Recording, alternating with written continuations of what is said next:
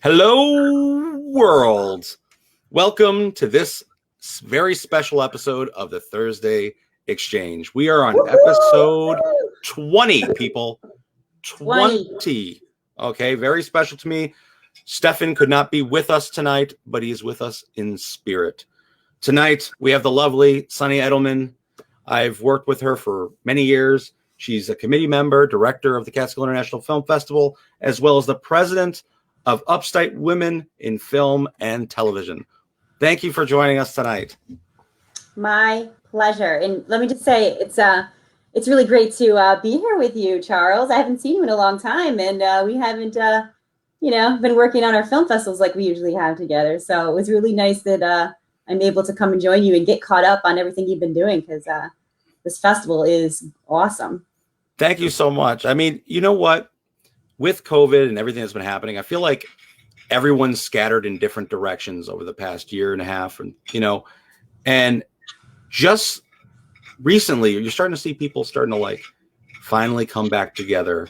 And even though everyone went on to their own individual projects, when now they're coming back together, it feels like you even have a stronger team than before. So I'm really excited. Yeah. I'm excited to find out what's been going on. So what has been going on? How has the pandemic been treating you? It's a little crazy because I'm also a teacher in Middletown. So I teach science and math there. And, I've been quarantined at home, teaching the kids on my computer, then I've been sent to the school with no students. And, now I'm there with half students and the other half are still on computer. So that's really been crazy. And then, the film industry in the Hudson Valley, I call it Hollywood on the Hudson. It just shut down. So It was really just kind of depressing. And, all of us who have been working in the business now, I also help with casting and have done casting with Amy Hutchings and Heidi Eklund, Hudson Valley Casting. And I've also helped out Rita Powers with Rita Powers Group. And there was nothing. There weren't any films. So we were kind of all left to just, try to figure out where it was going. And me as the president of a Women in Film and Television organization, we just decided, well, we need to just, figure out what we can do to help people who are just sitting at home. So we just created a lot of online programs that people could go to and learn things and talk about the film industry and see where it was going. So we did a lot of programs online. We also started a second Sunday movie club so people could come and talk about films that they saw, because we couldn't really go to the theaters and talk about them and stuff like that.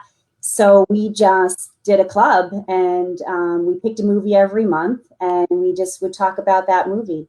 The last one we did was Nomadland, and wow, that ended up winning for Best Picture.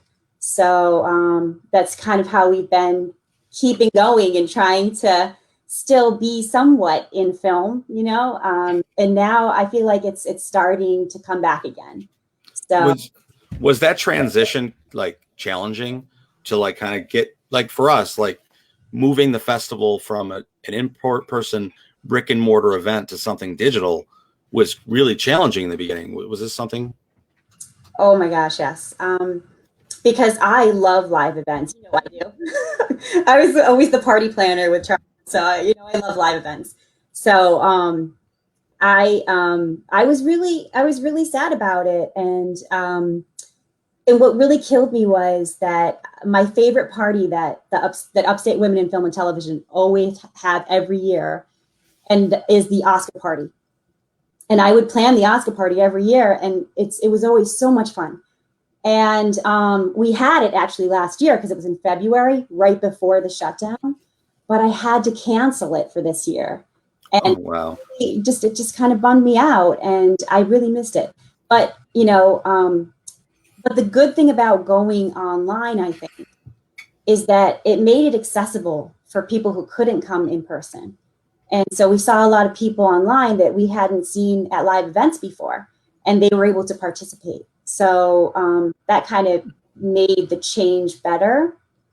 But yeah, it was hard. And then it was like the whole tech thing, like the whole technology, like, all right, what is this Zoom? What is this Zoom all about? What are we doing now? Or, it was just crazy, and then we're Google Meets, we know every single, streaming or online thing, we're like technology experts now, right? Yeah. Well, it's a general, we talked about this on the Thursday Exchange many times. I feel like it's a generational thing too. I know a lot more people they're becoming more tech savvy, but there's still a big learning curve for people of a certain age, not to throw shade at anyone. Hello.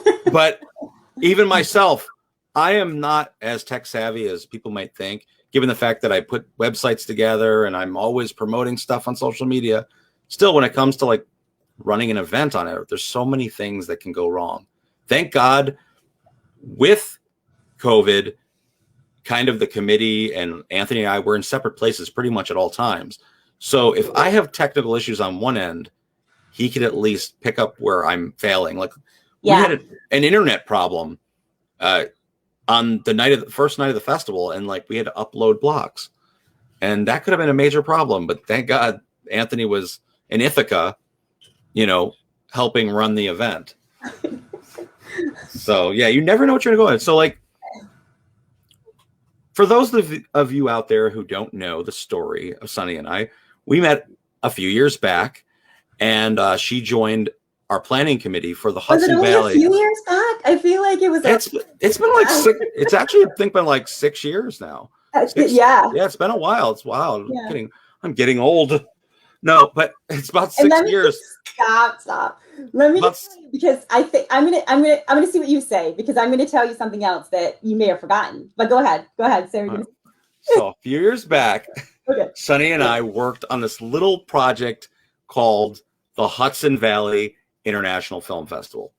During this project, we had a planning committee, and we were very, very ambitious. We were going to do this 3-day event, 3-day culturally enriching event with filmmakers from all over the world. And this is our first festival. This is our first time at a festival. So and I don't know how many people. We tried to get other film groups in the area involved and other things, and a lot of people were they were naysayers. They're like, maybe you should just do a 1-day kind of 2-hour event, and we were like, yeah, but we want to do a festival. This was Charles, though. Charles is like, this is going to be the biggest festival anyone has ever seen, and we're going to have this, and we're going to have this, and we're going to have everything.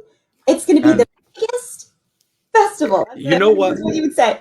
You know what? It's going to be the best. And you know what? I honestly, truly believe, because we dreamt it, and we really were in our mind, this is what we're going to do. I think we actually made it come true, because at the end of the event, we got rave reviews on Film Freeway. We got tons of feedback from filmmakers that were coming from France, Mexico, Italy, you name it. We had people from all over. We had celebrity attendees. We made it happen, and we had literally a shoestring budget. We had people that were novices. I've ran prior to doing a film festival. I did, independent films, and I did mixers. I never did a film festival, but at that time it was a major achievement. But man, oh man, I wasn't expecting the amount of work, stress, loss of hair, loss of hours of sleep that we ended up enduring. But it was great in the end, and it was a community. We made a community. We made a family, and I think through the years we've all just had a little special place in our hearts for everybody who was on that first committee.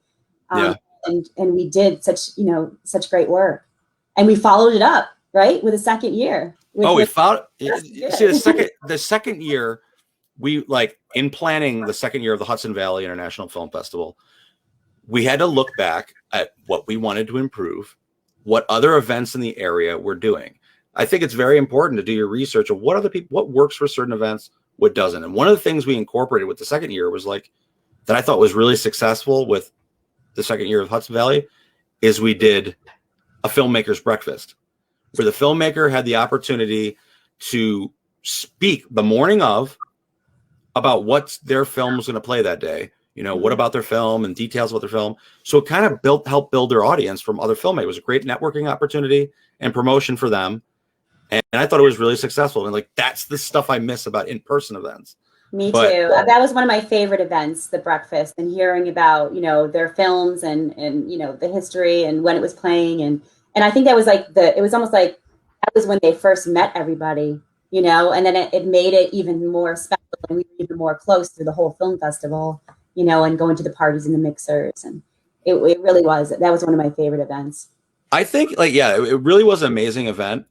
On a personal level with me, it was so much stress because at the time, people didn't know this, but at the time of the Hudson Valley International Film Festival round 2, I had filmed Savior. It was being edited to premiere at the opening night. And we were filming Irony of Catharsis at the same time. So there was like 3 major projects. There was 2 feature films and a film festival taking place all in like weeks of each other. And I was just, man, it was a stressful time. And you still didn't want to let anything go. You were like, this has got to be even bigger than the first one. We've got to make this even better. And people like, I get a lot of crapola or a lot of shit from people out there who say like, you really try to self-promote a lot. I said, listen, at the end of the day, doing a film festival, if you're not doing this for your love of the art and self-promotion, there's no real reason to do it, because finance, if you want to make a good event, you're going to spend all the money you make to make that event even better. Celebrities cost money, people. Mm-hmm. You know, the limousines, the tuxedos, the food, travel. It all costs, everything costs money. So like to put on a really good show, it costs a little bit of dough. You know, and with that said, like, you're not getting a financial compensation in any sort of means in a way. So for me, it was really about showcasing my work to an audience greater than I would ever see. Like, you know, you can put your films out in other festivals, but what other way can you have where you have films from all over the world, filmmakers from all over the world watching your movie on an opening night? Now, I'm not a part of the competition, but that's what really pushed me to get involved with it. And it was a pleasure doing it that way. But over the past few years, my films haven't been incorporated with the festival. So now I get to kind of sit back and see how these films are getting the most out of the festival and what they really want. And to me as a filmmaker, it's enlightening. It helps me think about what I can do better. I know it was all over the place with that, but the point of the matter is I really like to self-promote through the events. That's my sign-on bonus. And I think that should be anyone's, because if putting yourself out there in a way too, it's a brave move, because you're basically saying, check my stuff out. So you get all the criticism and stuff afterwards. Like it or not, here I am. Which is beautiful. Yeah. It's a beautiful thing getting all that feedback back. But I wanted to tell you, because the first time we met, I was actually a background actor on Savior. Do you remember? It was the bar scene.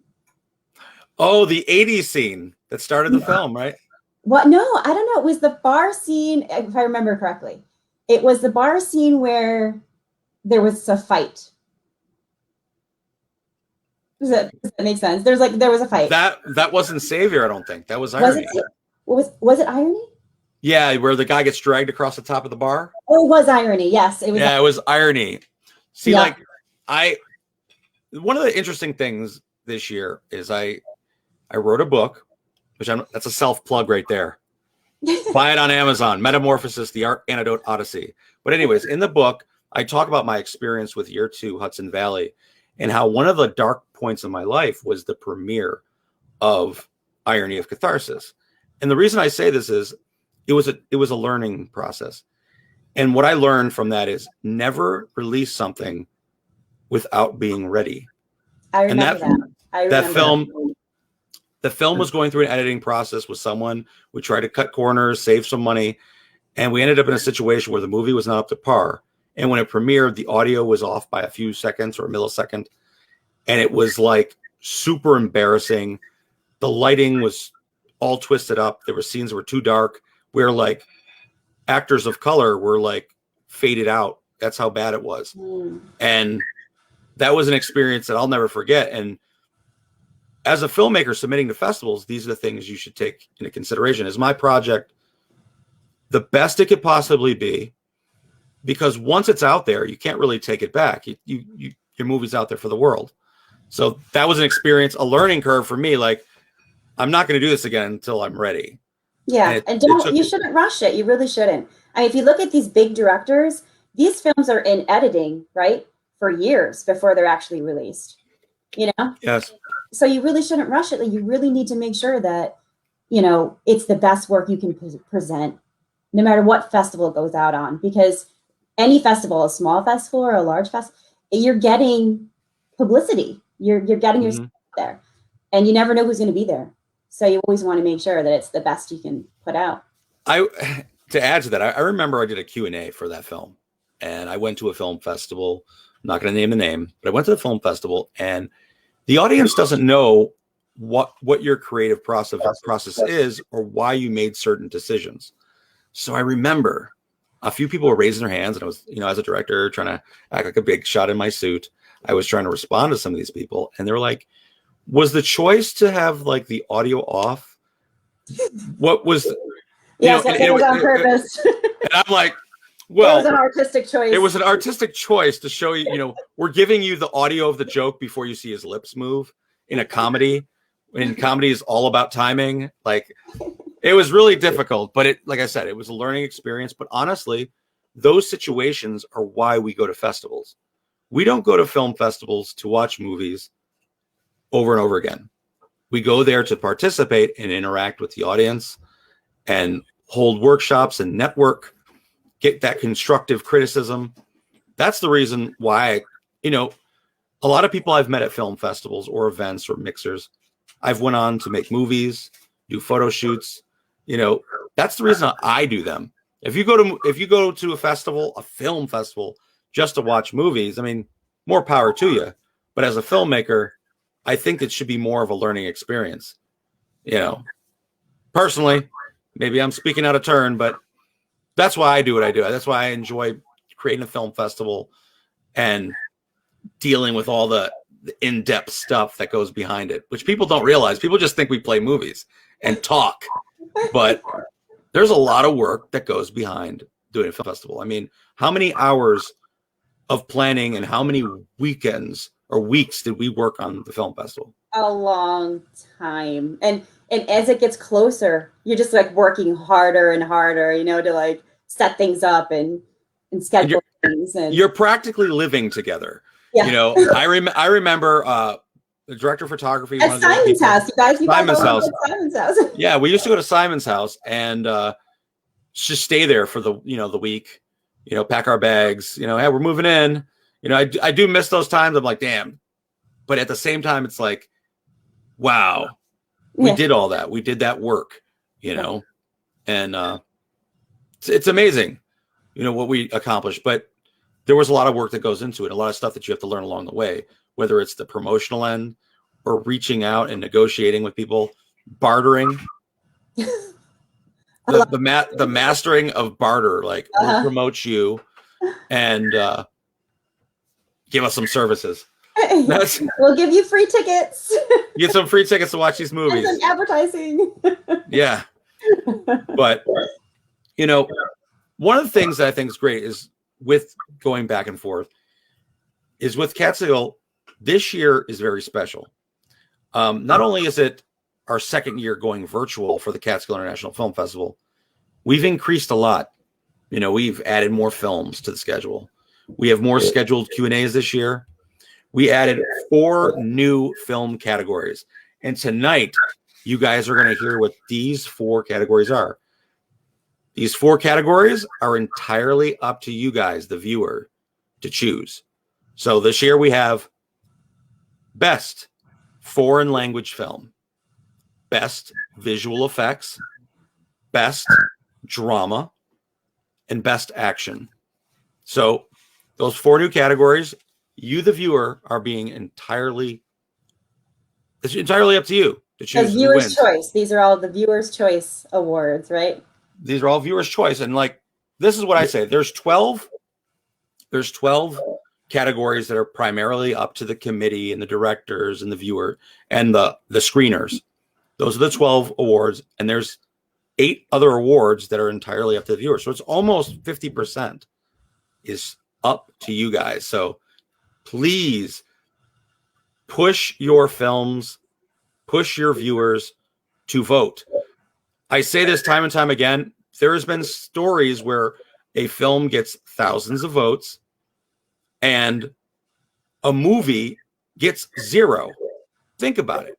That means the person that submitted, none of the casting crew's families, nobody voted for a single film or for that single film. How's that possible? So what I tell you is, when you submit your stuff out there, try to get the biggest, take advantage of all the opportunities that are given to you. If you're available to get a Q&A, take it. If you have the ability to push your project to win a category, you can take that award nomination or win forever. There's independent filmmakers who on their posters, on their trailers, nominated Best Picture at the Catskill International Film Festival. Now, you could take that with you. It's good. It's like a resume builder. Do those things, and I promise you will not regret it. So vote, people. So I saw that one of our other team members is watching us on Facebook. Oh yeah, there's a bunch out there now. Benny. Hi Benny. I haven't seen Benny in forever. Hey everybody, hey Benny, hey Chaz. David, you're getting a lot of love tonight. Josephine, I want to reach out to. Hi, Josephine. Benny, Chaz, Josephine, Valeria, they truly helped make this festival what it is, along with Sonny, of course, and Anthony. For the past few years, they really have motivated us to make a bigger and better event. I mean, year one, primarily, the amount of work that went into making year one happen. Now, year one, we hosted it out of the Callicoon Theater and Western Hotel. I love that place. Let me tell you, fond memories of that place. It's a beautiful hotel in a beautiful town. It had such a rustic feel. Say bad things about it now. Yeah, no, I have nothing bad to say about it. The only issue I have with the area is it's distant. It's hard with transportation, and that's anything in Sullivan County where I live is pretty challenging when it comes to public transportation. We live in a town, we have one bus company, and by 8:00 at night, no one's leaving or coming. People are like, well, I'll just take an Uber. Not here. Right? Not here, you're not. Well, I'll just hop in a taxi. You'll be waiting a very long time. Maybe a tractor. maybe a John Deere. But I mean, like, that's my only gripe with it. But beyond that, I had a wonderful time. It would be definitely in the future. I'd definitely look into that again. But, we really pushed ourselves to make that event happen. And, Josephine, thank you so much for all your help and support. And she's always out there promoting and sharing. And Chaz as well. Mm-hmm. Always out there being active on the committee. And it shows, and you're helping us get more viewership.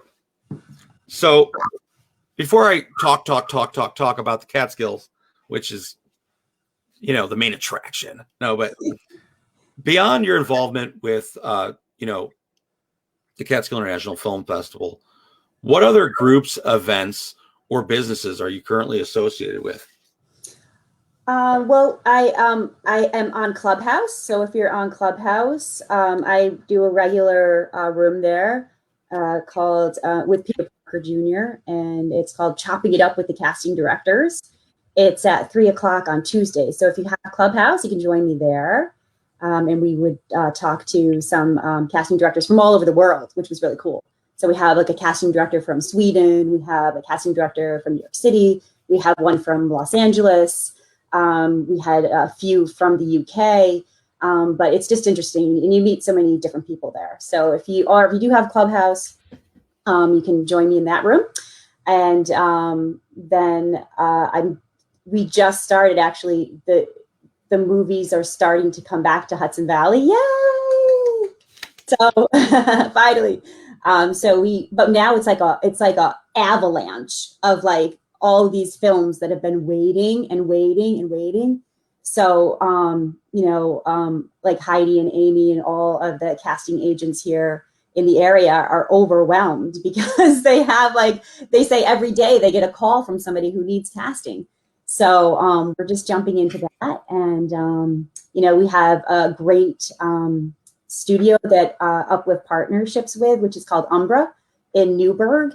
And they are doing a fantastic job with that company and are hopefully going to open another movie studio in New Windsor. So, wow. So they're growing, and I'm happy to say that we partner up with them, and that we just kind of work together, and I promote whatever they do, and they promote Uplift, which is great. And the thing is that, in a community like this in the Hudson Valley, where you have so many professionals that are living here, we will try to get the people who are living here, who know how to do the work that gets brought up here from the city, because why should they bring people up from the city when there's people here that can do the work? So we really want to try to promote ourselves, everyone who is here local, and we want to be there for each other, because that's really what independent film is all about. It's making connections and, seeing who you can work with, and being like, hey, let's make a movie, like Charles does. Like, I got the script, let's make a movie. Yeah, like, yeah, you can help, come out, So it's all about that. And it's about not just what someone can give you, but can give to somebody else in return. And, once you've got your foot in the door, you need to turn around and help somebody else who's trying to get their foot in the door. And, and return the favor. And that's really what Uplift is about, we have a range. We have people who are just starting in the business, and we have people who've been in the business for, 20, 30 years, and they each do something different. The ones who've been here in the business for a long time, they do workshops, they do events to help the people who are just starting out in the business. It's all about returning, it's all about, giving back something in the film community. And I find something I believe in. I find that really important. What you just said is one of the philosophies that I wish more people in the industry, because like a lot of times it's like the rite of passage. You do your time, kind of move up, because a lot of times, even with independent films, you don't realize the talent you got that might have been doing like background work.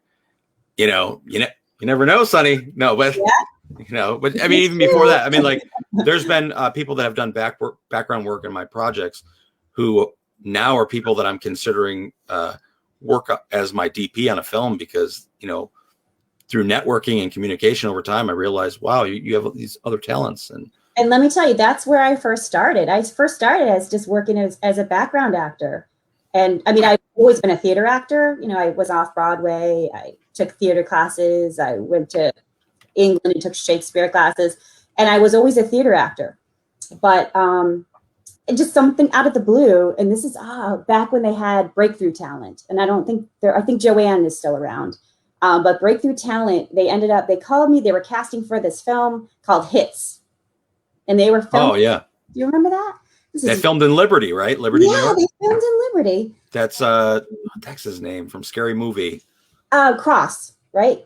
David Cross. David Cross was the director. And that was my first film gig, just as a BG actor. And so I went in and I was like, this is pretty cool. So it was after that I just started, trying to get into films and just doing BG. And it's from the people that I met from doing that, like you, right? Like, I'd never done a film festival before, and Charles is like, hey, you want to help me with a film festival?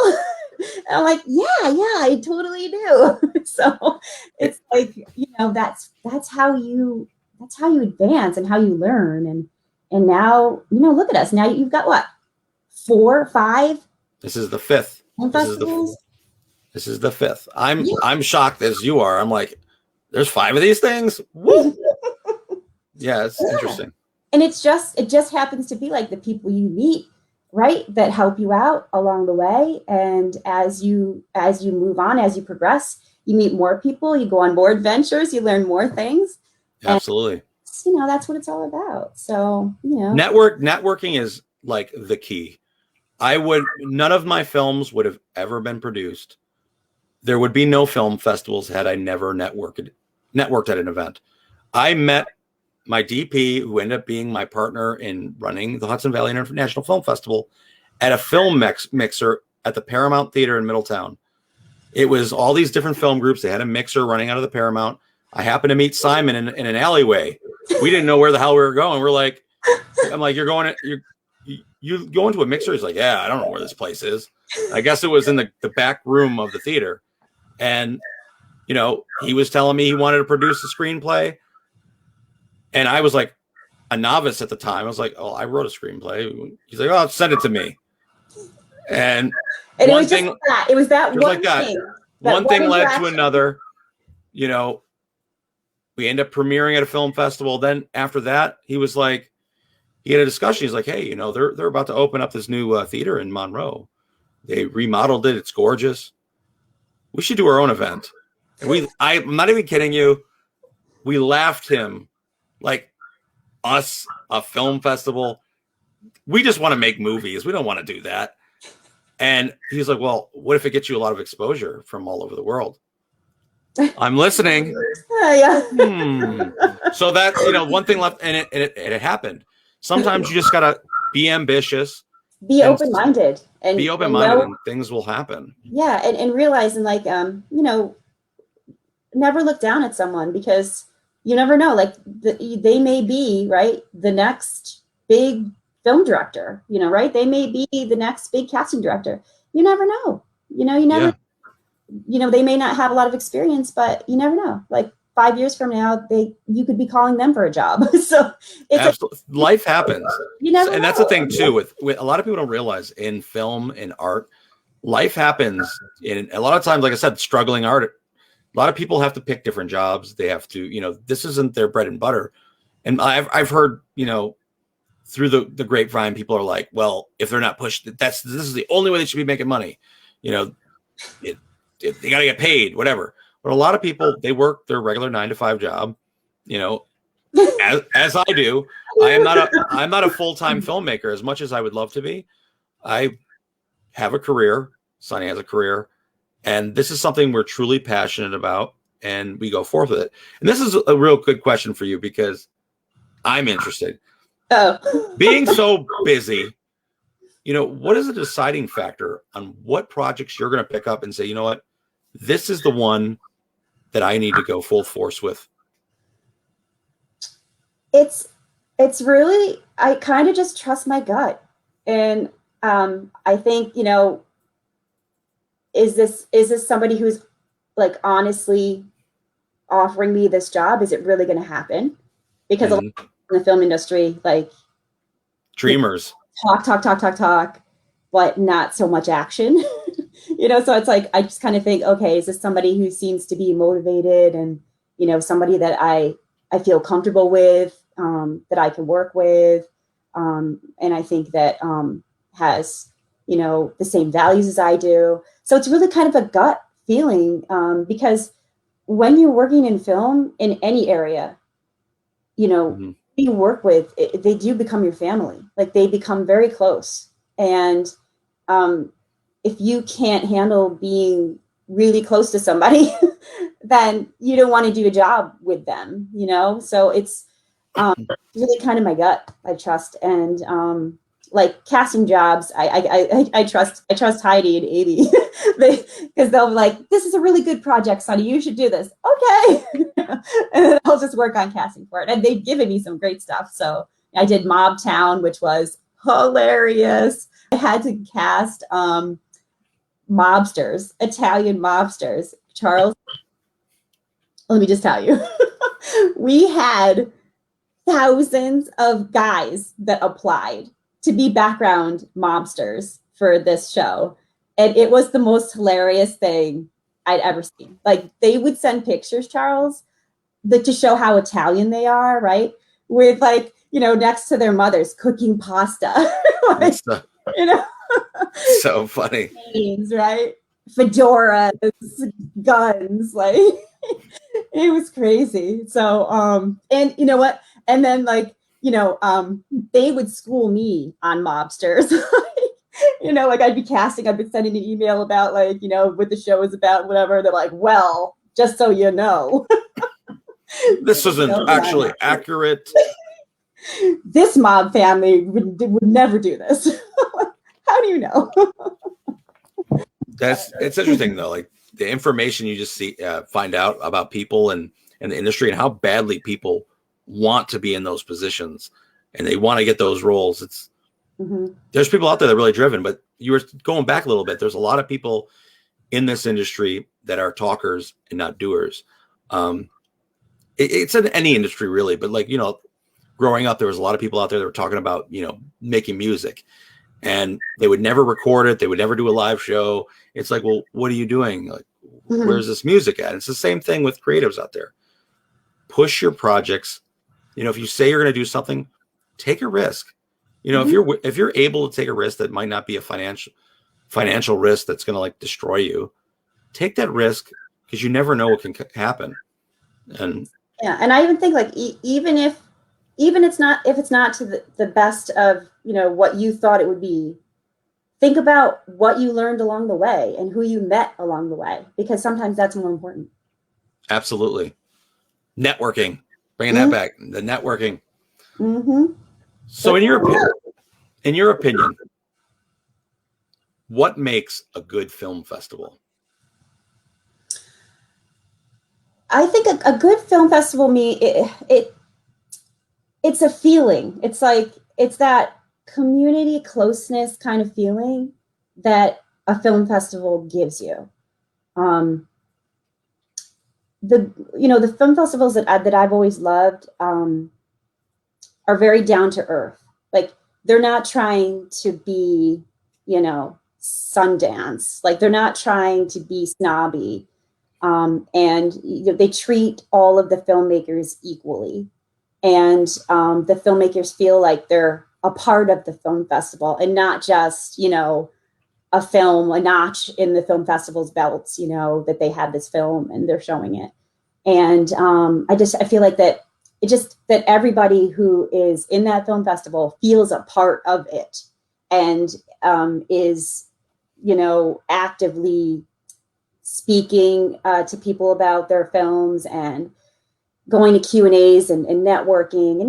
Yeah, it's a really big part of it, and it's a part of creating that community. That's like you said, the filmmakers breakfast. You know, these kind of things are my favorite events, and and that's what builds that community. And the Q&As where you get to meet the filmmakers, because believe it or not, you know, watching the films is great, but when you see a film you really love, it's like the cherry on the sundae when you get to meet the people who made it. You know, It's so interesting, and it's so interesting to hear about, like, what were they thinking? Like, how did they do it? How did they come up with this story? You know, how did they do that? And what's their team like? And sometimes I like the movie more after I meet the people that actually made it. I'm like, oh yeah. I like that movie even more now because these guys are cool, you know? It's so interesting when you sit down and you talk to actors who, like, on film they hated each other, and you really wonder if what their chemistry was like behind the scenes and what their process was like.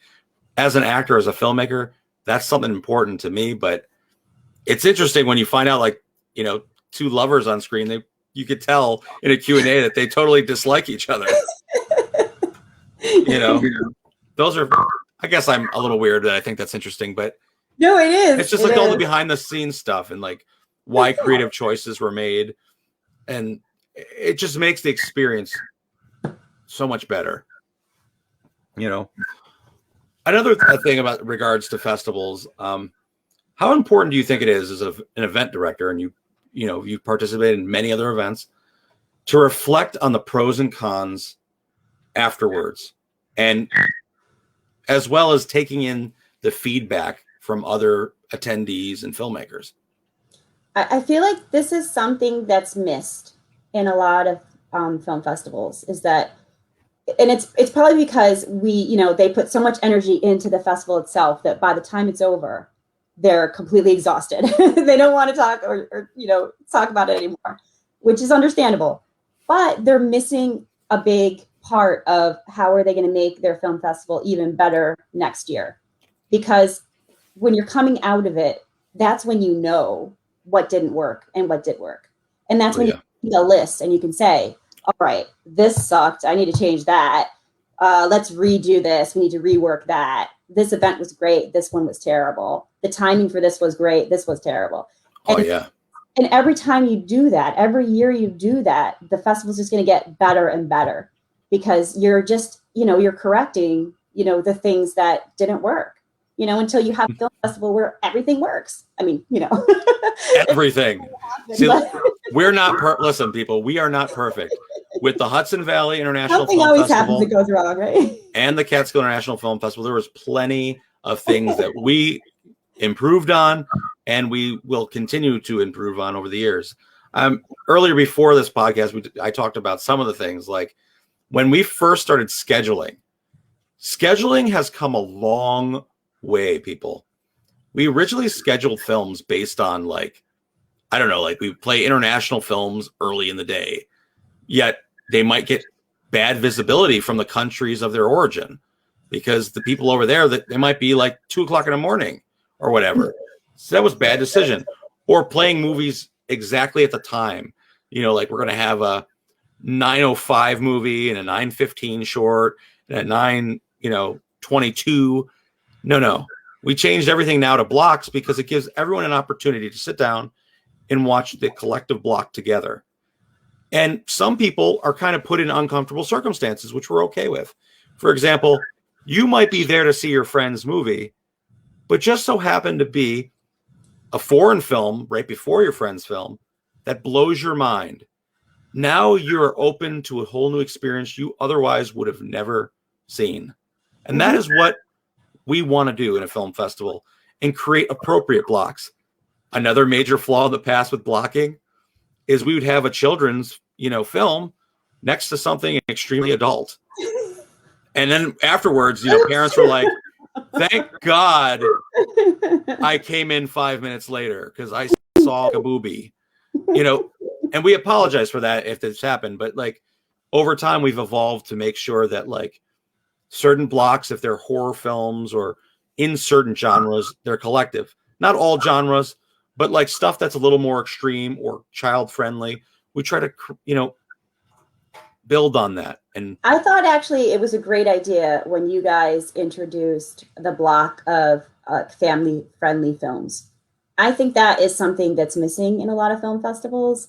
And I'm hoping that draws more families to come see these film festivals. Because, film festivals are typically just, 20 to 30-year-old adults, right? Adults that are just going out, to see the movies. And I think it would be just great to have, family-friendly movies and have a whole family come out to the film festival, And that is something that was unique with the first Catskill International Film Festival. This is the block you're talking about. We created, I think it was 2 blocks where it was all children's, not all children, but they were child-friendly.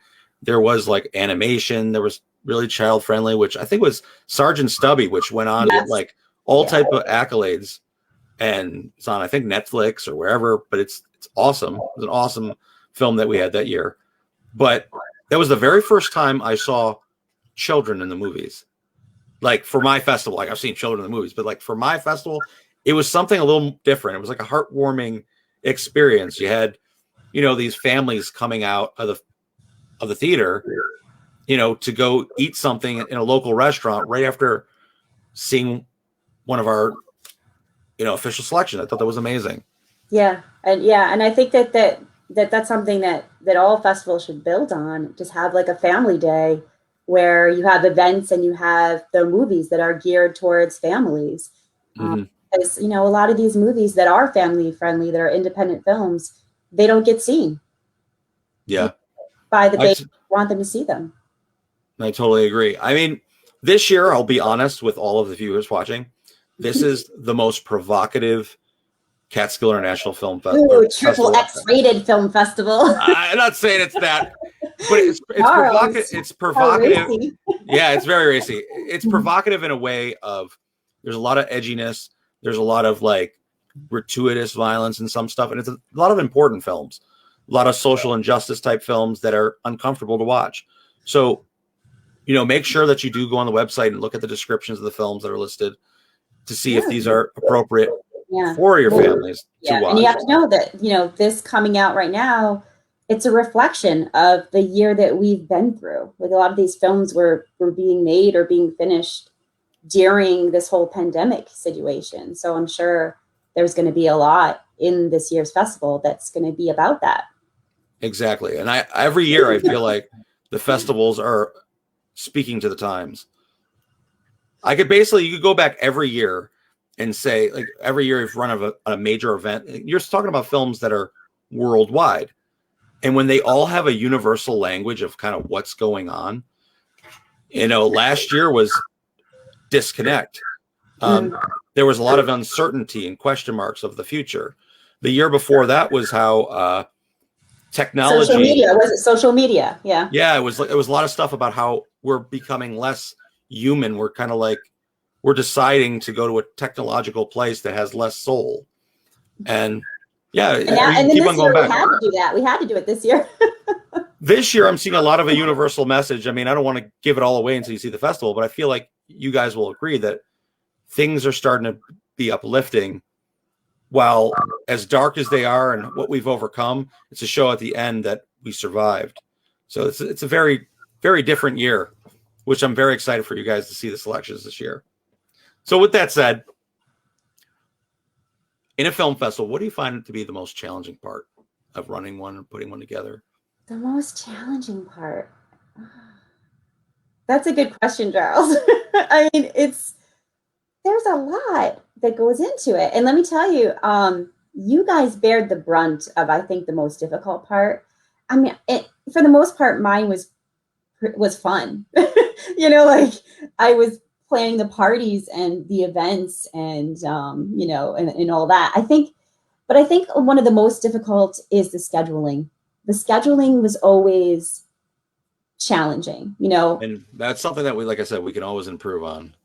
I think a lot of the stuff, sorry if I'm cutting in or interjecting too much. You're good. You're fine. But one of the things I wanted to add to the previous question is about the pros and the cons. And one of the things was scheduling. There's been too many instances where we have like these blockbusters playing and we didn't promote events quite as good as we should have. We had, people about to run workshops with lacks of, attendees to participate. And that was on us. We had really cool poetry slam. You remember that? Oh, yeah. Hudson Valley. Mm-hmm. And that was such a great event. And we didn't really have a lot of people. And it was unfortunate, but it was such a great event. And, it was like electricity in the air. Like, and the problem was, it was a learning curve. And this is the one thing that I complain about other festivals that I did myself. We wanted quantity over quality. We accepted everybody. Not everybody. There was people that didn't get selected, but we selected a lot of people when realistically our schedule should have been probably half capacity.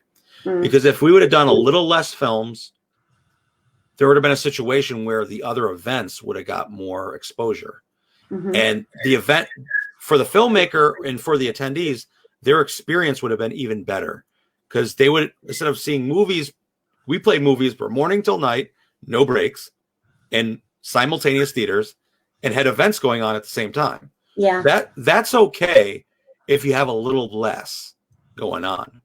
So, with that said, I complain about those other festivals that like play movies back to back. Yeah, we had other things going on, but they weren't getting the exposure at the event that they should have gotten. So in future events, when planning stuff like that, it's really important that there's some time for them to be seen, like the poetry slam, the comedy shows, the live music. We did it all, people.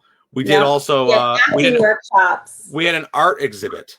Yeah, remember that? Oh my gosh, it took me forever to get there. And it was actually so cool. Like one of the things, people, that still breaks my heart to this day, I don't know who has it, but there's a lot of media and a lot of footage from year 2 of Hudson Valley International Film Festival. Oh, wow. That's up in the air. I have unlimited stuff from Hudson Valley year 1 and the Catskill International Film Festival year 1. But year 2 of Hudson Valley with David Ortunga and the producer of what the heck was that horror movie? Blair Witch Project. Oh, Michael Williams. Williams. all those different things. I have like like you said, the art exhibit and a lot of those things. I have like no media of that stuff. Like it's like, did it exist? We must have filmed it. Didn't we film it? Didn't we have somebody? I'm sure Simon probably has. Simon, if you're watching, we need some footage to show the world. We got that footage. Yeah. So, but anyways, like I said, scheduling was a major issue that we're still working on to this day. And I hope this year we've corrected a lot of the other issues we've had in previous years. Even with last year, we had a couple we have a lot of stuff going on this year. Don't get me wrong. There ain't many opportunities for sleep. We're going all night, baby. So just get ready for that. But we hope, we hope that you guys. As young as we used to be, Charles. I don't know. And people were shocked last year. Stefan, Anthony, and myself, we did a lot of Q&As, and some of the filmmakers were like, "Damn, you guys are dedicated." Because like we had some of the Q&As started at 9 a.m. You're like just waking up. You're like, "Good morning." Good morning. And I'm like sitting over here, like sneaking my head off camera. I'm just gonna take a little nap. Sneaking my head off camera to eat a Pop-Tart. But this year we have the same situation. We have, because I want to give the opportunity to filmmakers to, get exposure and have the important questions asked. We do have Q&As that go from 9:30 in the morning on Saturday, and there's one that I think is at 11:50 at night. Whoa.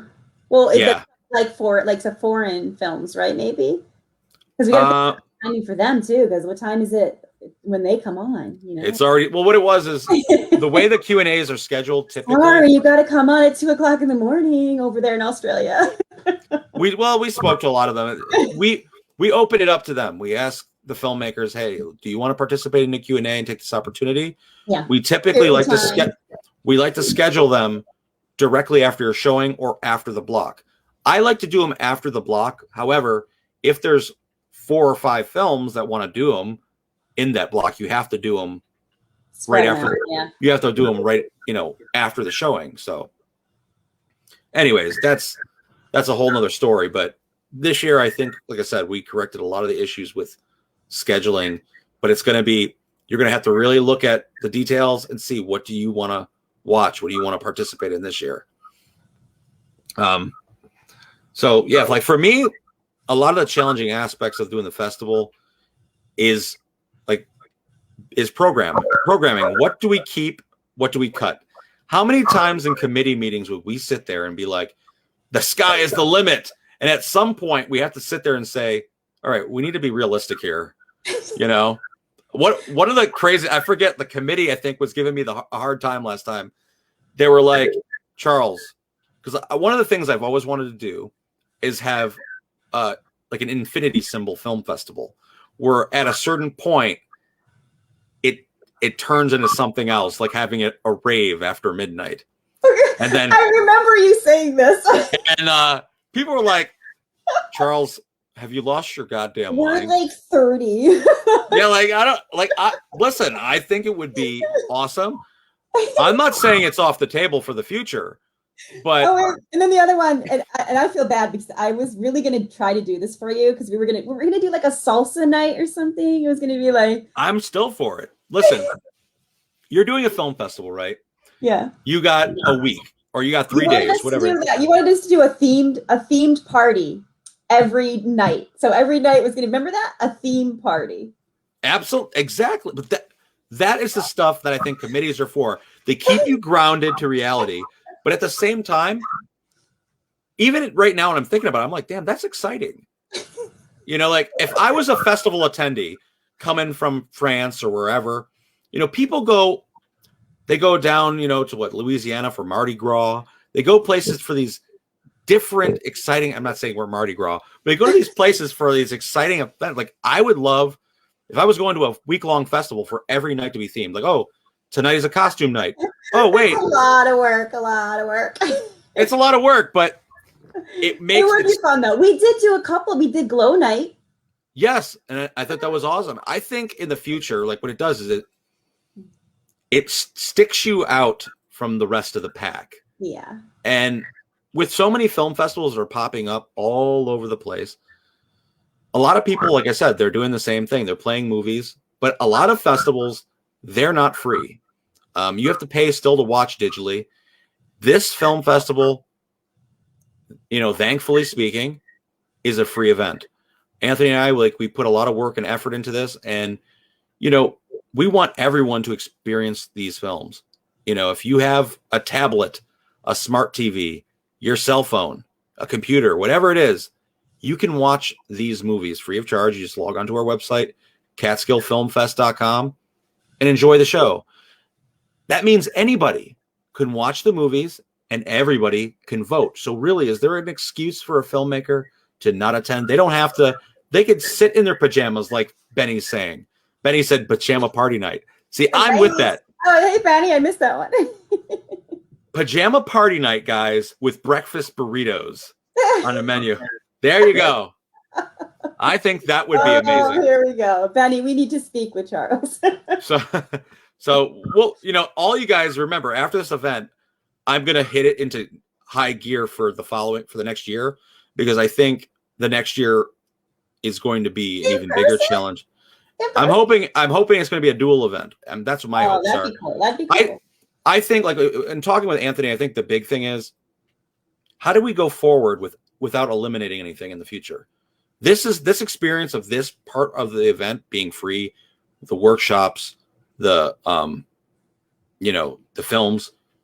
Why, change this and take this off the table? We're able to interact now, like you were saying, with people that we never would have been able to see. There's some people out there that have never been on a plane in their life. There's been people that have never left their country. So we're talking to these people now, and they're interacting with our film festival for the very first time. Yeah. And it's a unique experience. Yeah, it's crazy because you can meet people and, network with people from, the Middle East or from the UK. Like, people you would have never met before. You're going to meet at a film festival online because they can just come into, a Zoom or whatever, and you're going to meet them. Like, I know whenever I host events for film festivals now, and it's, it's an international film festival, I always say at the end, listen, guys, let's network, put your information in the chat so people can copy it and get a hold of you if they want to network with you. Because, absolutely. It's a big part of film festivals. So yeah, and definitely this is free, guys, free movies. Support the independent films. Come watch. Like I said, moving forward, like I said, you never know what the sky is the limit, in my opinion. There's a possibility that there is going to be a brick and mortar event with also a digital option, because some people will still be afraid to go out, and for a while, the world has changed, over this past year and a half, and we want to accommodate the needs of many, hopefully. So that's, like I said, one of the challenges moving forward. But another challenging aspect, I know I don't want to go too deep in it, is locations is tough where you host a film festival, as well as censorship. There's been a lot of venues, believe it or not, people will never believe me if I say this. There's been a lot of venues where, in accepting the film festival to, you could have all the money in the world, and they're telling you what movies you can and can't play because of certain agendas they might have in them, or certain content. I did an event with Kathy Griffin. Mm-hmm. About it earlier, and as you know, Kathy Griffin got into a lot of trouble. Yes, was basically blacklisted in Hollywood, and but because of the fact that she did what she did, we were showing movies at a church. Wow. And they were and we were going to have her event there because we were going to screen her movie, her film. Mm-hmm. And they said no, and we couldn't do it. But just like you were saying, you have to be aware when you book a place, what their rules and regulations are going to be, what you can and can't do, right? It's weird that the arts community is even like that. And I mean, I understand that type of venue maybe, but there's theaters out there that you would never believe, where you're doing a film festival and well, what kind of content is it? I mean, it's a variety of content. you got universal issues, but you also got issues that are a part of each culture. They have their own issues they deal with. And, you're getting a lot of films from the Middle East with like some of the, women's rights issues and a lot of the tyranny and chaos that's going on over there. And some of the films are downright extreme, but they're important films. They're informative. And I think the world needs to see them. They're giving those people watching from the Middle East, but stay safe over there, please. Iran. Yes. It's very, very scary. Mm-hmm. And the important part of a film festival is to give people a voice. So we might have a film that you 100% disagree with, yet we might have another film that opposes those other views that you totally agree with. The point is to hopefully have these conversations, maybe even in a Q&A, where they might become debates. They might become a little frustrating, but in that dialogue, maybe we can see some sort of middle ground. And that's the conversations that I hope that our film festival generates, and that a good film festival does. But a lot of venues, like I said, if they don't agree with the substance, they're not getting it. So finding a venue and doing all that, it's a big challenge. But to shift gears a little bit, you're doing a workshop on May 23rd at 2:00. Can you tell us, our audience, a little bit about this workshop, what we can expect without giving away too much? Yeah, I'm so excited because I'm going to be interviewing my bosses, the casting directors that work here in the Hudson Valley. And if you guys have not been to the Hudson Valley, please check us out. It's a really great place to film your film. We've got anything you could ever need, anything, including casting. So what I'm going to be doing a workshop on is casting. And I'm going to be talking about our local casting directors, Heidi Eklund, who's in Hudson Valley Casting, Amy Hutchings, who's in Amy Hutchings Casting, and Rita Powers. And they've all done a lot of films in the area. Rita Powers just did the Mark Ruffalo series. Now I'm blanking on the name of it. Charles Holmes, yeah. I Know This Much Is True. Is that what it was? Man. Where he it's over. In somebody you're talking, which is true. But she just cast that, and we had like thousands of people that came to the casting call. She had to book the Civic Center in Poughkeepsie to do the casting call because there were so many people that came. And it was amazing. So we do have a lot of big productions that come up here into the Hudson Valley. And we're working on some now. So we're going to discuss what's going on right now in the Hudson Valley, how they got into casting, some things that you may want to know if you're an actor and you want to know, how do I, get an acting job? We're going to talk about what you should do to help your casting director, or to even, start as an actor, what you want to do for your first steps. And we're going to talk about, working with films and who we work with and how it works. And, it's basically everything. So everything you ever wanted to know about casting. And that's awesome. 3 really, really great casting directors. And if you want to see what they did, I can't even give you the list. It's so long. But if you want to see what they've done, again, Hudson Valley Casting with Heidi Eklund. And if you're local, because these are the casting directors that are working in the area, you probably have already worked with them. Amy Hutchings, they've done, and Rita Powers. Look them up because they're amazing women and they have done a lot for this industry. As a matter of fact, Heidi and Amy were here in the beginning of the films coming up here. And I think it really started. Remember I said I started with that film Hits with David Cross. I feel like that started like this filming in the Hudson Valley. And then we just had tons of films and TV shows coming up here. So Amy and Heidi were here since the very beginning. And they've been just riding the storm. And they're growing. Yeah, very. So we're very excited. Yeah. We're very excited for this workshop. So how did you initially get involved with that group in Uplift? Like I said, it's all who you meet and what they offer you, because like I said, I started as a background actor, and I worked with Amy and Heidi. And Heidi, you know, just from interactions with Heidi, she took me in and she said, listen, why don't you help me with casting? So I started helping her with casting, and I worked from a casting assistant onto a casting associate. And I've been, you know, helping them with jobs. Like a lot of times, independent filmmakers that have really great projects, but they don't have a lot of money, right? They want to book Heidi to cast their film, but they can't really afford the price. She'll throw that. She'll be like, Sunny, can you cast this for me? So like, it's a really great project and I really want to do it, but I have this other project that's paying me a lot more money. So a lot of times she'll throw me some projects like that, you know, that are really great projects. And sometimes she'll take them on. Like she'll do the lead casting, you know, and then she'll just give me the extras to cast. But anyway, so I started doing that. I became casting associate. And Heidi was part of Uplift. She was one of the original members. And Uplift is really not that old. It's only been around for 6 years. So it's fairly new organization. And so Heidi was in it. So she's like, oh, Sunny, you should join this women's organization, you know, Women in Film and Television. I said, oh, yeah, that sounds great. So I joined it, and I was a member for a few years, through actually 4 years, through when Hannah Swaka was the president.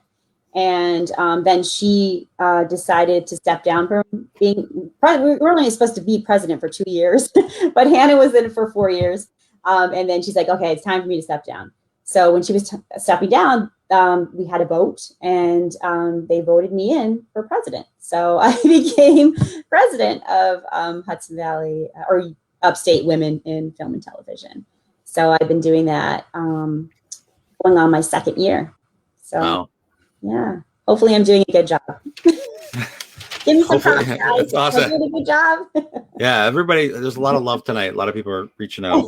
So, you know, it's really important that there isn't a group like this, you know, because what problems do you believe that women and minorities face in the industry?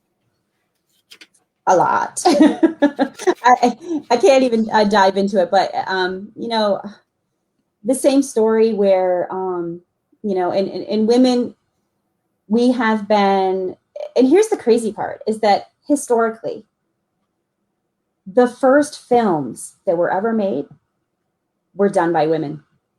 As a matter of fact, the very first studios were here in the Hudson Valley, in the Westchester area. And then women were pushed out of the industry. Like there were stunt women in like the 1920s doing stunts, you know, there were women directors, there were women actors, and they were pushed out of the business. And then they moved over to Hollywood.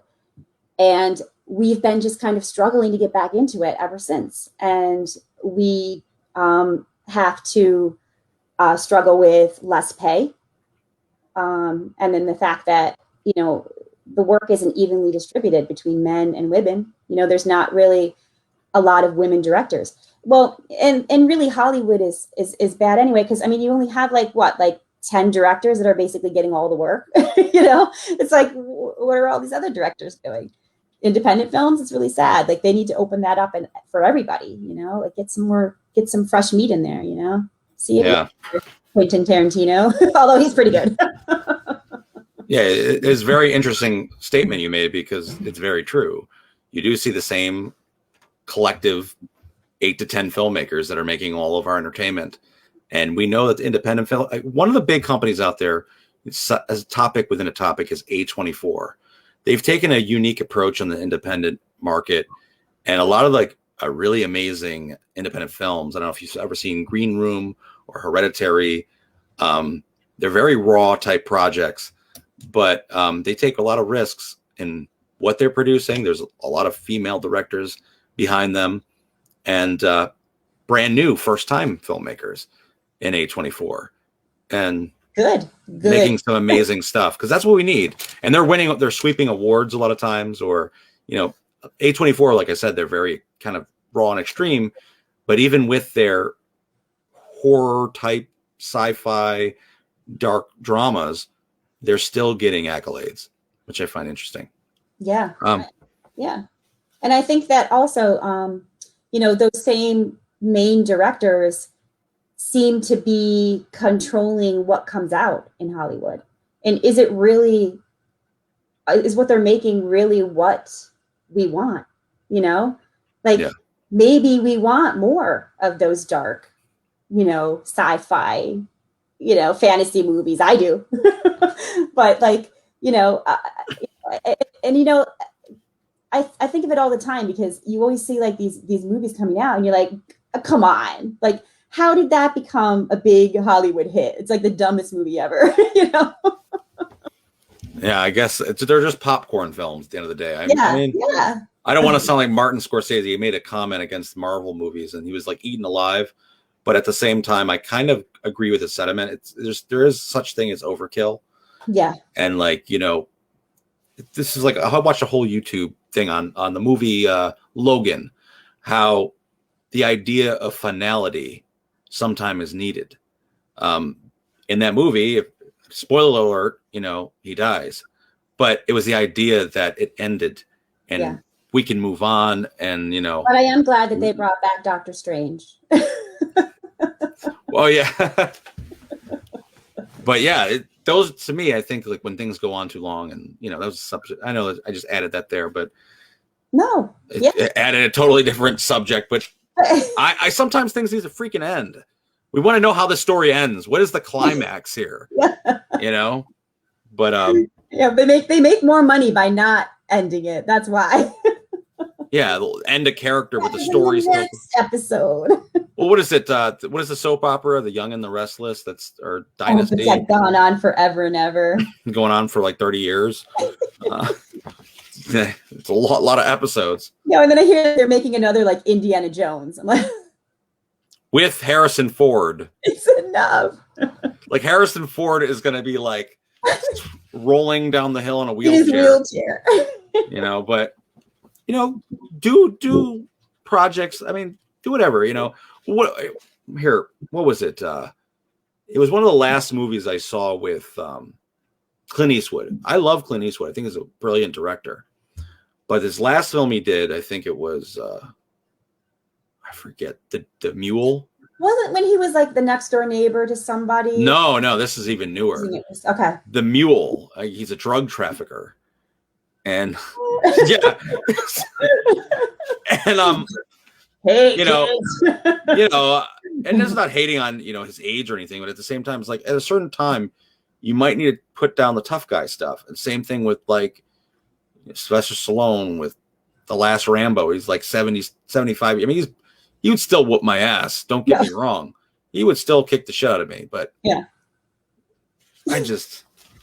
like, come on. Enough. But it adds to that whole thing of like regurgitated stories, and we need some fresh meat in the game. That's the reason why independent films, independent film festivals are very important. Yeah, and that's why we need meat.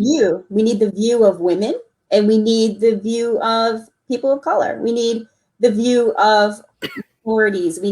Because that's part of our world, and we need to experience every part of our world, not just like the old white guys part of our world, So I'm hoping that I have seen it change. Like I feel like it's changing, but I don't know if they're changing because there's a big push and then they're going to go back to the same old, or if they're really going to change.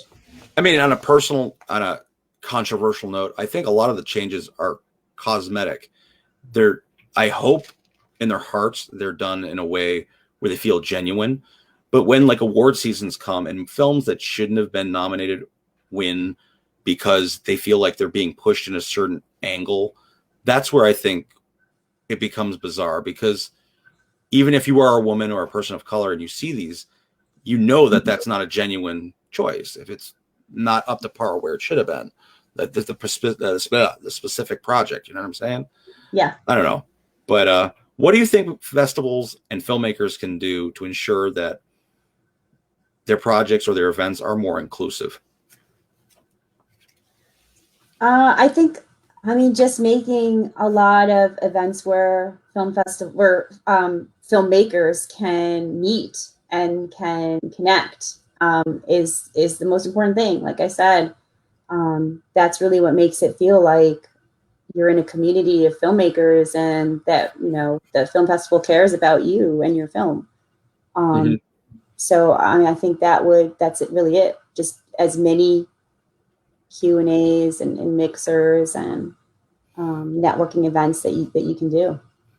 I think it's also like with the film festival, it's important to have certain committee and basically you have, what's the word I'm looking for? You have a diverse committee so that, one thing that someone can't say about the Catskill International Film Festival is you cannot say we are not a diverse committee. No. We come from various different backgrounds, different races, different sexual orientations. We are a very diverse group, black, white, Hispanic, male, female, androgynous. Really that's what makes it what it is. It makes it, one of the best, really. Mm-hmm. And, it's important because something that I might view one way, you might not view. So it's important to have different viewpoints. I'm not going to go too long. I'm going to put Chaz on a little bit because Chaz got a lot to say. Right, I know Chaz got a lot to say. But what do you think a red flag should be that professionals should do upon approaching any type of project or involving themselves into an event or festival? Like if you were a filmmaker or you're a professional getting involved with a film, what would be a red flag? Like red flag is if they ask you for a lot of money up front before doing anything. Stay away from that. So, or if they have you signing, a non-disclosure agreement, or like, once you discuss your film, like there's a lot of people on Clubhouse. They have a lot of rooms. They're like, pitch your ideas, pitch your screenplay. But you want to be careful of that because that's where people steal your stuff, Yeah, your concept. Yeah. And I've heard a lot of people, that will be approached by people and they'll be like, we're really interested in your project. Let's talk to us about how you made it and what it's all about. But you need to sign this paperwork that says that if we make something that's almost exactly like yours, you won't sue us. It's like, well, why would you make something exactly like mine? No, I'm not showing you my stuff. So. Yeah. I think for me, one of the big things, red flag for me, is someone that offers you pay at the end of the deal type of thing. In a way, like a stipend in a way. You're going to get a stipend at the last week or after the production is complete. Oh, yeah. Listen, if your production has volunteers working and you signed up for that and you're looking to get a reel and you're looking to build experience, more power to you. But when you're offering all types of cash and a stipend and you're getting people who are only working as professional actors they're hoping to get paid, that is a scary thing. And I'm not saying in all cases it's crazy. I mean, I've had personal stories told to me from close people who've gotten real deep trouble because they ended up filming something with all these professionals on board and then bailed on the project right before it was completed.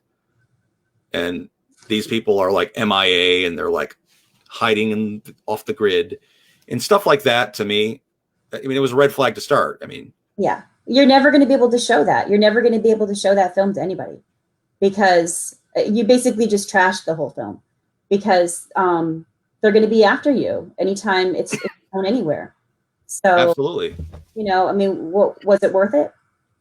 Was it worth it? You really have to make sure that you're able to pay people for the job they do, right? Mm-hmm. Oh, yeah, you gotta be careful of that. Yeah, and actors too. Like, I mean, I know I've offered, to act without pay just because it's a great project and I just really want to be in it, and I just like it, so I'll do it. But I mean, that's different, like if you know what you're signing up for, if you're signing up for a stipend and you do your research on the person, behind the background of the person and they're a stand-up type of person, okay. I kind of look at stipends in a weird way, and I'm sorry if I'm offending anyone who's done that. mainly because of personal experiences I've heard from close friends of mine who've gotten screwed horribly. Well, when you do act in a film, you don't get paid until after you've done your scenes. Then you get paid, and sometimes you don't get paid for a few weeks after you've done your scene. And people get nervous, and they'll like email us at casting, and they'll be like, "Where's my check? I thought I was getting paid." But these productions that are certified productions, which are the only ones that, Heidi and Amy and Rita would ever cast.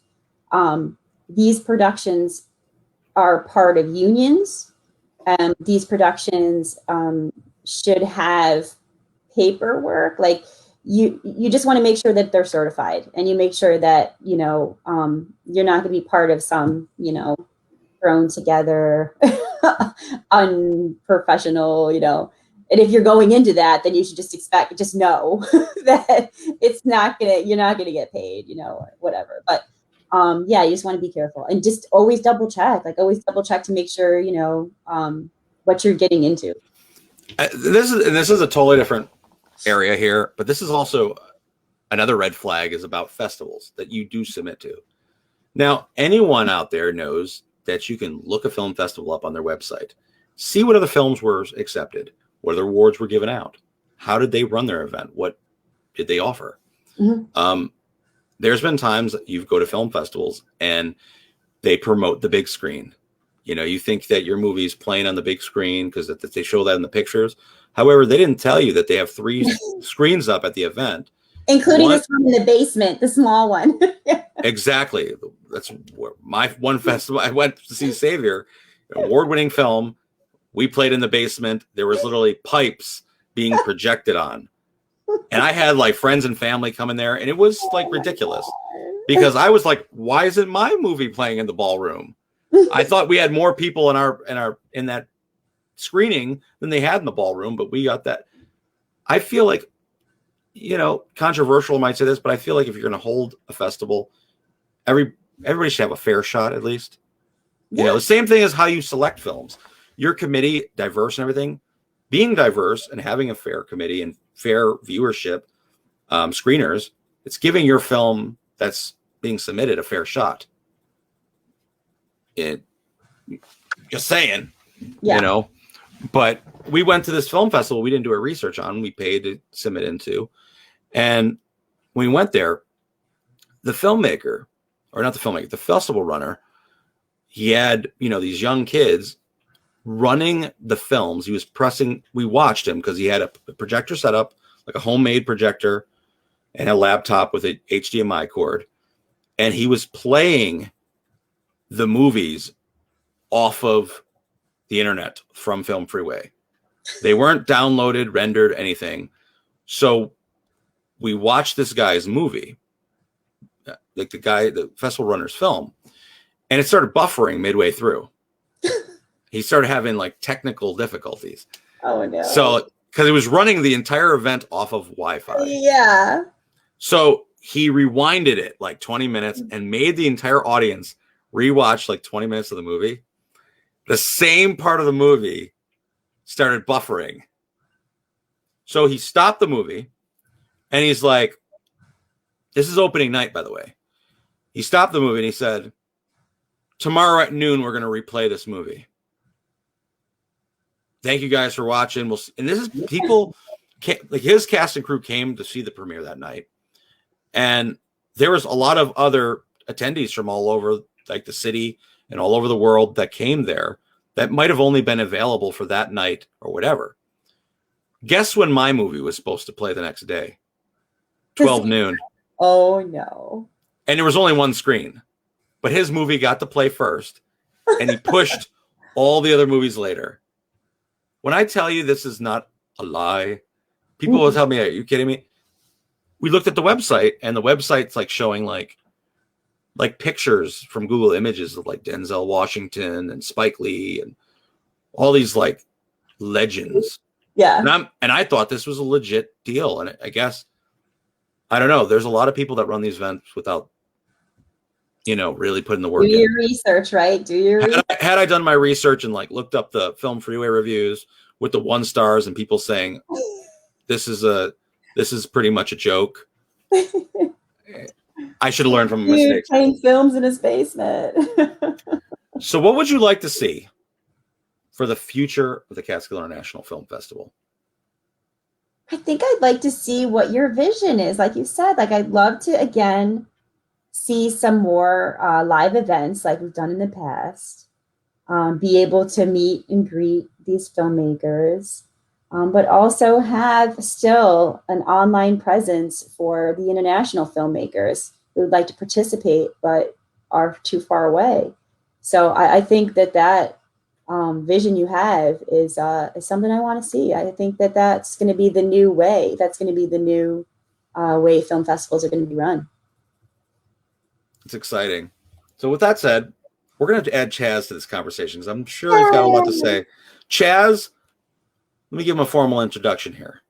Chaz has been a committee member of both the Hudson Valley International Film Festival and the Catskill International Film Festival. He's helped us with a lot of PR stuff over the years, whether that's reaching out to radio stations, newspapers, pushing our event to the masses. Well, hello, Chaz. How are you doing tonight?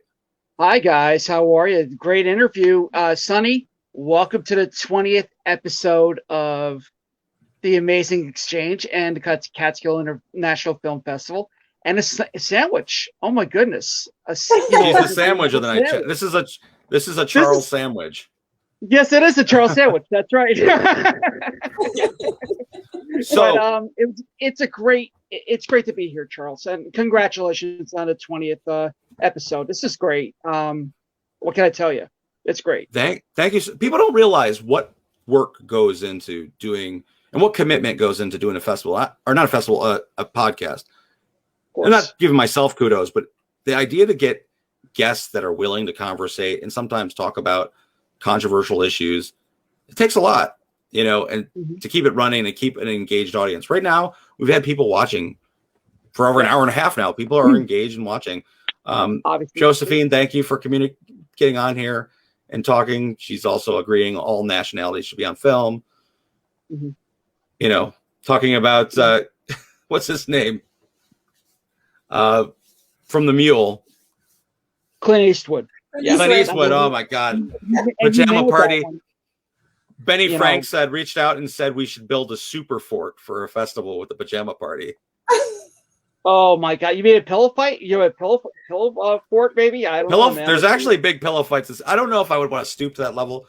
One of the things I think I used in like an anti-festival slogan is I never wanted a beans and wieners event. Maybe it's because I grew up broke. What? Now we have to do that. Now we have Listen, I grew up broke. I grew up on hot dogs, beans and wieners, you know what I'm saying? Ramen noodle soup, keeping it, traditionally hood. I wanted to think outside of that, but maybe I'm just thinking too hard. But with that said, like with the film festival, Chaz, there's a lot more work that goes into this than people realize. Think about all the films we had to watch this year.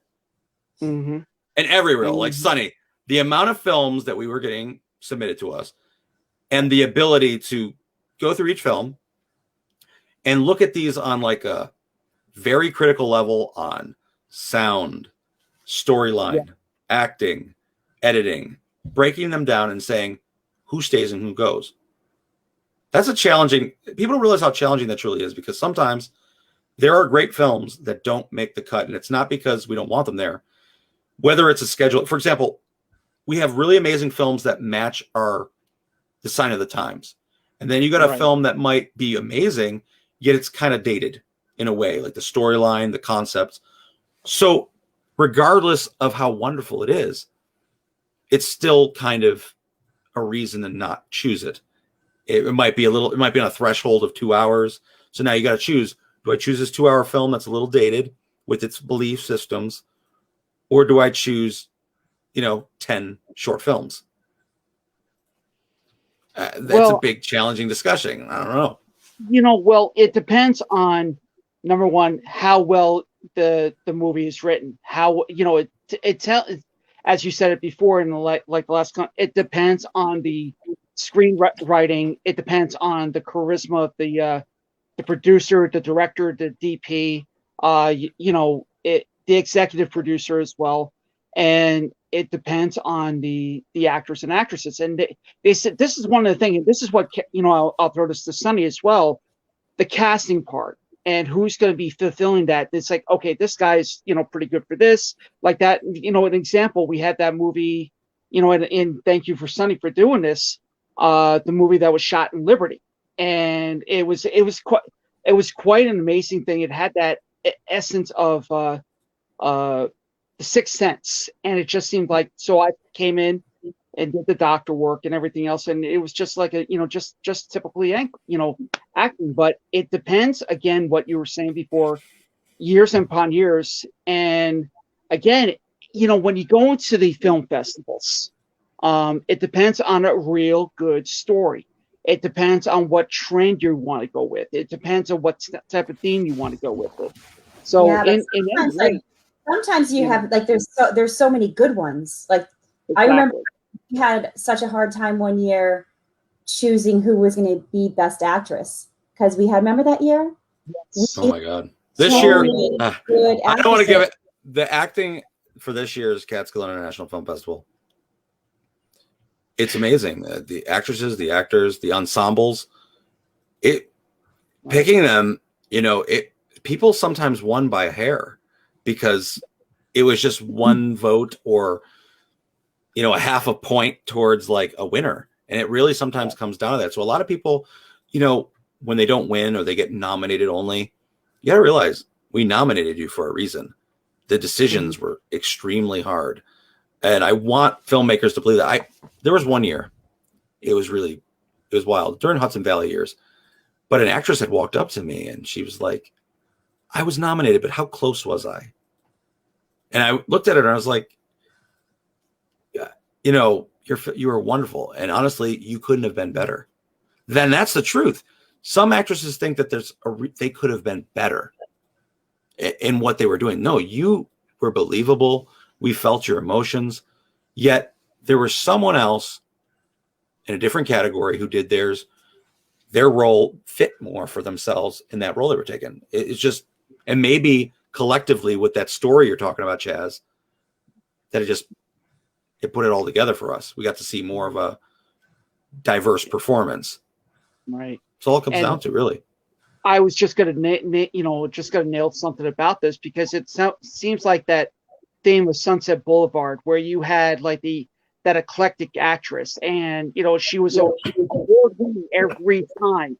You need somebody to go a little bit more deeper, but it's like, how deep do you want to go? I mean, we could talk about many, actors and actresses that have done deep, and then they were, look at it, but they were just by, like a little bit there, just a little bit. Well, it's cinematography too. Exactly. In the category of cinematography this year, we have a lot of nominees. I can tell you that right now. We had a lot of great looking projects that you could clearly tell there was someone very talented behind the lens. And who's to say yours wasn't the best? Like, sometimes it's all based on choice, but that is why people don't get mad at the committee and the screeners and the directors. You have a choice in 8 other film categories for your audience to choose who wins. That's 8 possible trophies. You know what I mean? Right. 8 different categories where you choose. So sometimes it is based on, someone's, they love your film and that's it. This has got to win. Right. But yeah, like the work that goes into a film festival goes beyond, just watching films and selecting them and promoting, downloading, planning, networking, sometimes building a budget. We had the committee, and sometimes we all butt heads. Oh yeah. Whoa. Everyone knows me as I don't want to call myself a hothead, but I'm very passionate. I'm a very passionate person, because sometimes when you're working, you get lost in yourself And sometimes you get like, there's a narcissism that flows where it's like you got tunnel vision and everything else like is stopping you from getting to your goal. And I don't mean to be that way, but sometimes like in every production or any film or any festival that we do, we run into these headbutts because we all have creative differences. You know. Well, to keep this in mind, Charles, this is why we have committee members, and you brought this very, very, very well up. A very well person of color, diverse, very, very broad style, and we begin to bring back, the person that said, okay, this is what we have to do, even though we may have to butt heads, yet we act as a unit. And this is how successful the last, I've been with you since the get-go. And this is this is what, 2.0 virtual. And I would like to see this on a hardcore, in that too. Yet, it's based, it's all that. And, we pull each other to the side and say, hey, do you think you really want to do that? Maybe just kind of bring it back a little bit and just see what you can do. Because, in every successful festival, and you can name it anywhere that you want to do.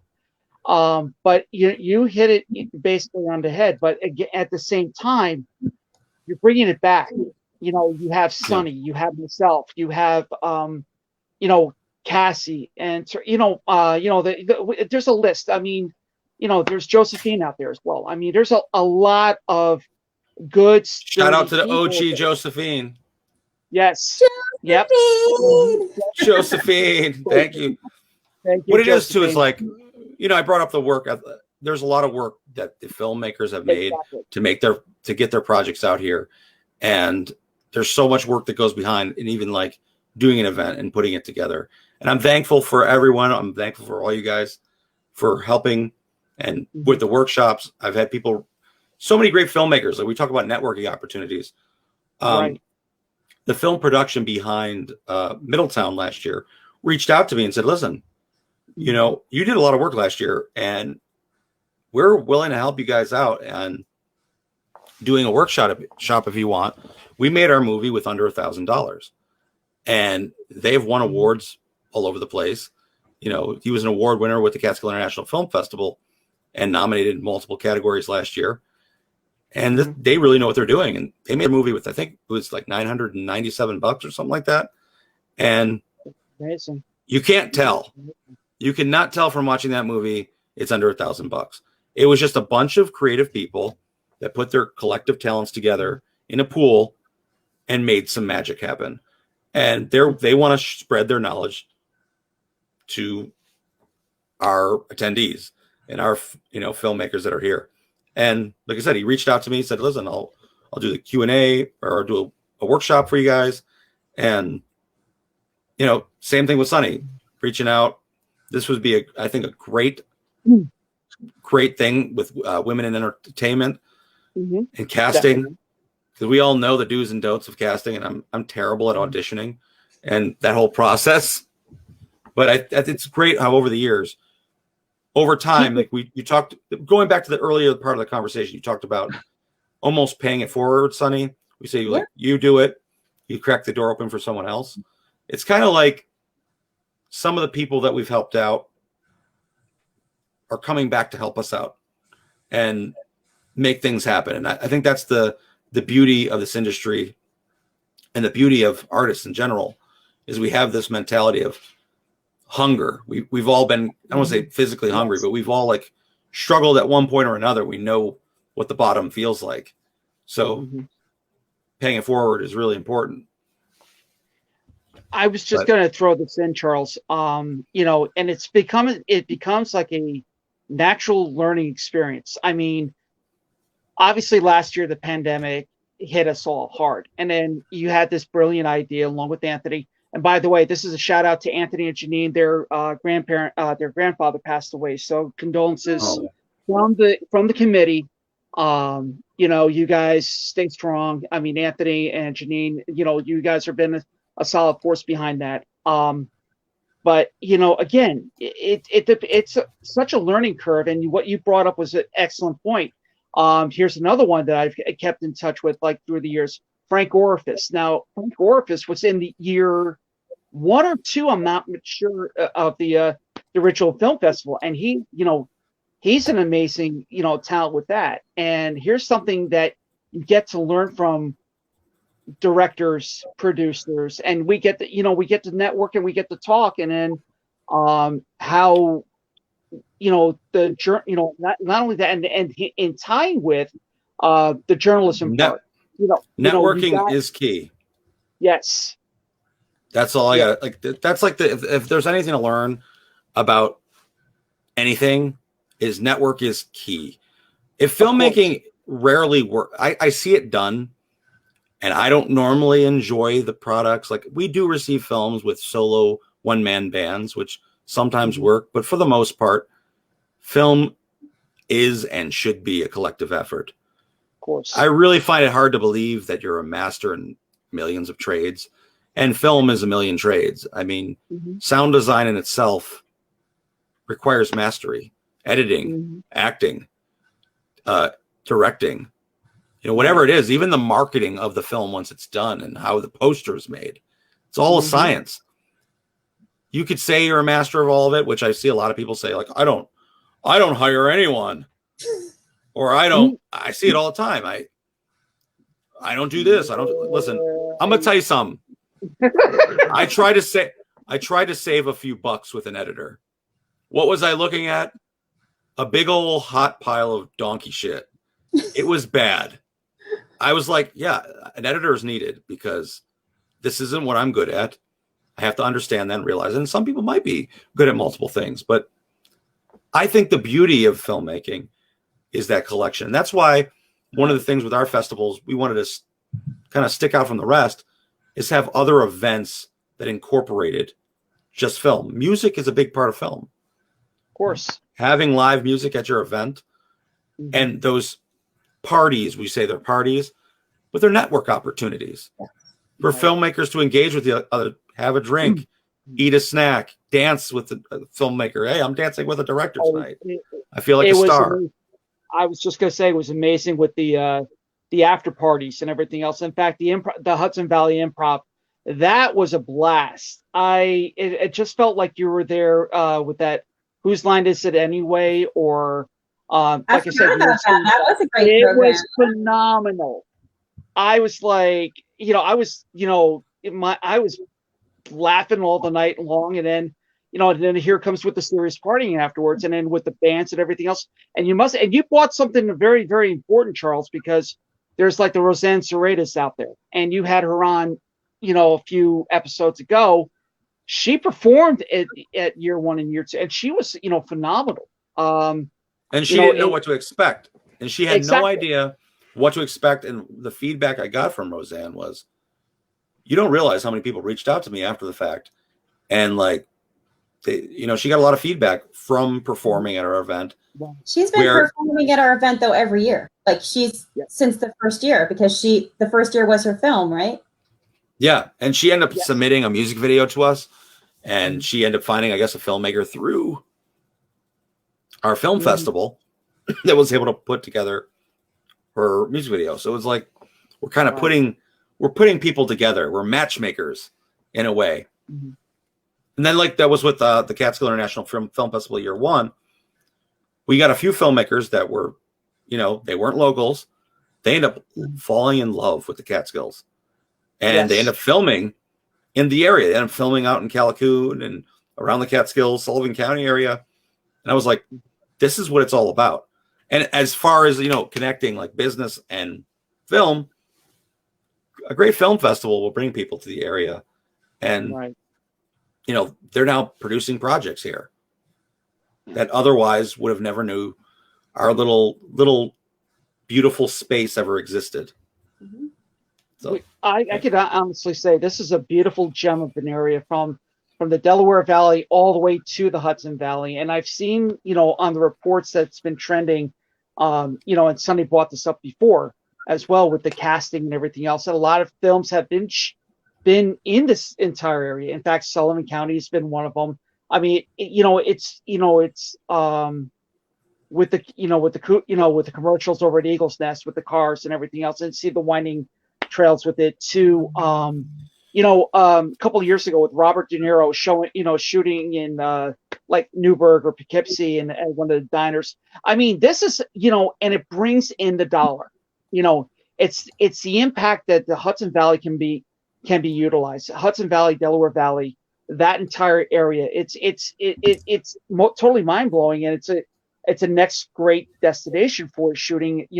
A film maybe, or a TV, a TV feature or something along that line. Yeah, I totally agree. I think that pushing this festival will only bring hopefully more productions to the area and more people to shoot their films up here. Finding, like Sonny was saying before, there's great talent that is here in the Catskills and here in the Hudson Valley. And I say that a lot of people, if you're watching this from another country, we're neighboring communities. We're on Hudson Valley and the Catskills. Some people miss which one's which because it blends together. It blends together, but it's here in the New York. Like Hudson. Yeah, within the New York State region here in the mountains. Very beautiful, scenic. Hour and a half around New York City. It's a very beautiful area. But like I said, films are important for the soul. We keep on going with them. I want to make a special shout out to Josephine and Ed for helping us this year with some of the award ceremony. And it's really amazing that we have such dedicated people on our team. I'm trying so hard to do an in-person event for the premieres of my film. Josephine was lovely enough to allow us to film my short Love Lock there. And I think people are going to really fall in love with the characters. It's something different. I normally don't do romance, but I tried something new. No, really? Well, wait a Josephine, second. Irony and Catharsis was a good dramedy. It was dramedy. Phenomenal. I mean, come on. Yeah, this is a dramedy kind of too. You're right. You're right, Chaz. But this is a solo writing endeavor. This wasn't a co-written ordeal. So, I really, really appreciate us for allowing her to.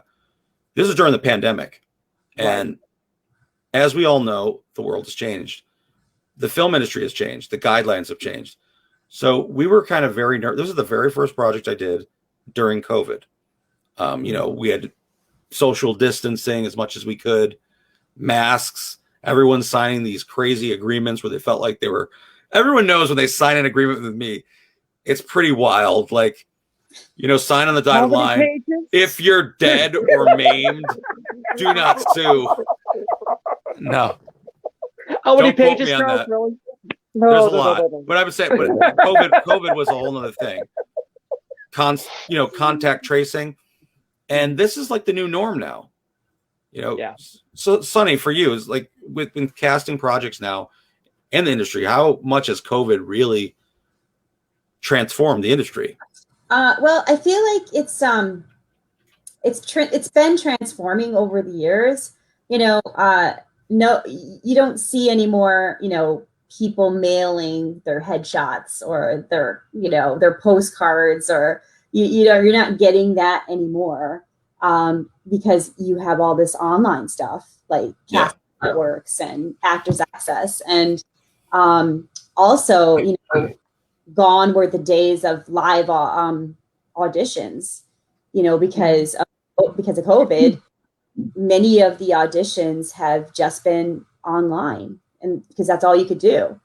So, but that's kind of been the way it's going anyway, because all of their information is right there on Actors Access or Casting Network, and you can just make a video, write self-tape of your audition and send it in, and that's kind of been the way of casting for a while. And then when the pandemic hit, that's the only way. I don't know. I mean, me as like a casting associate, I love in person, because, not only are you seeing how they're going to be for that character, but you're seeing them, like who they really are.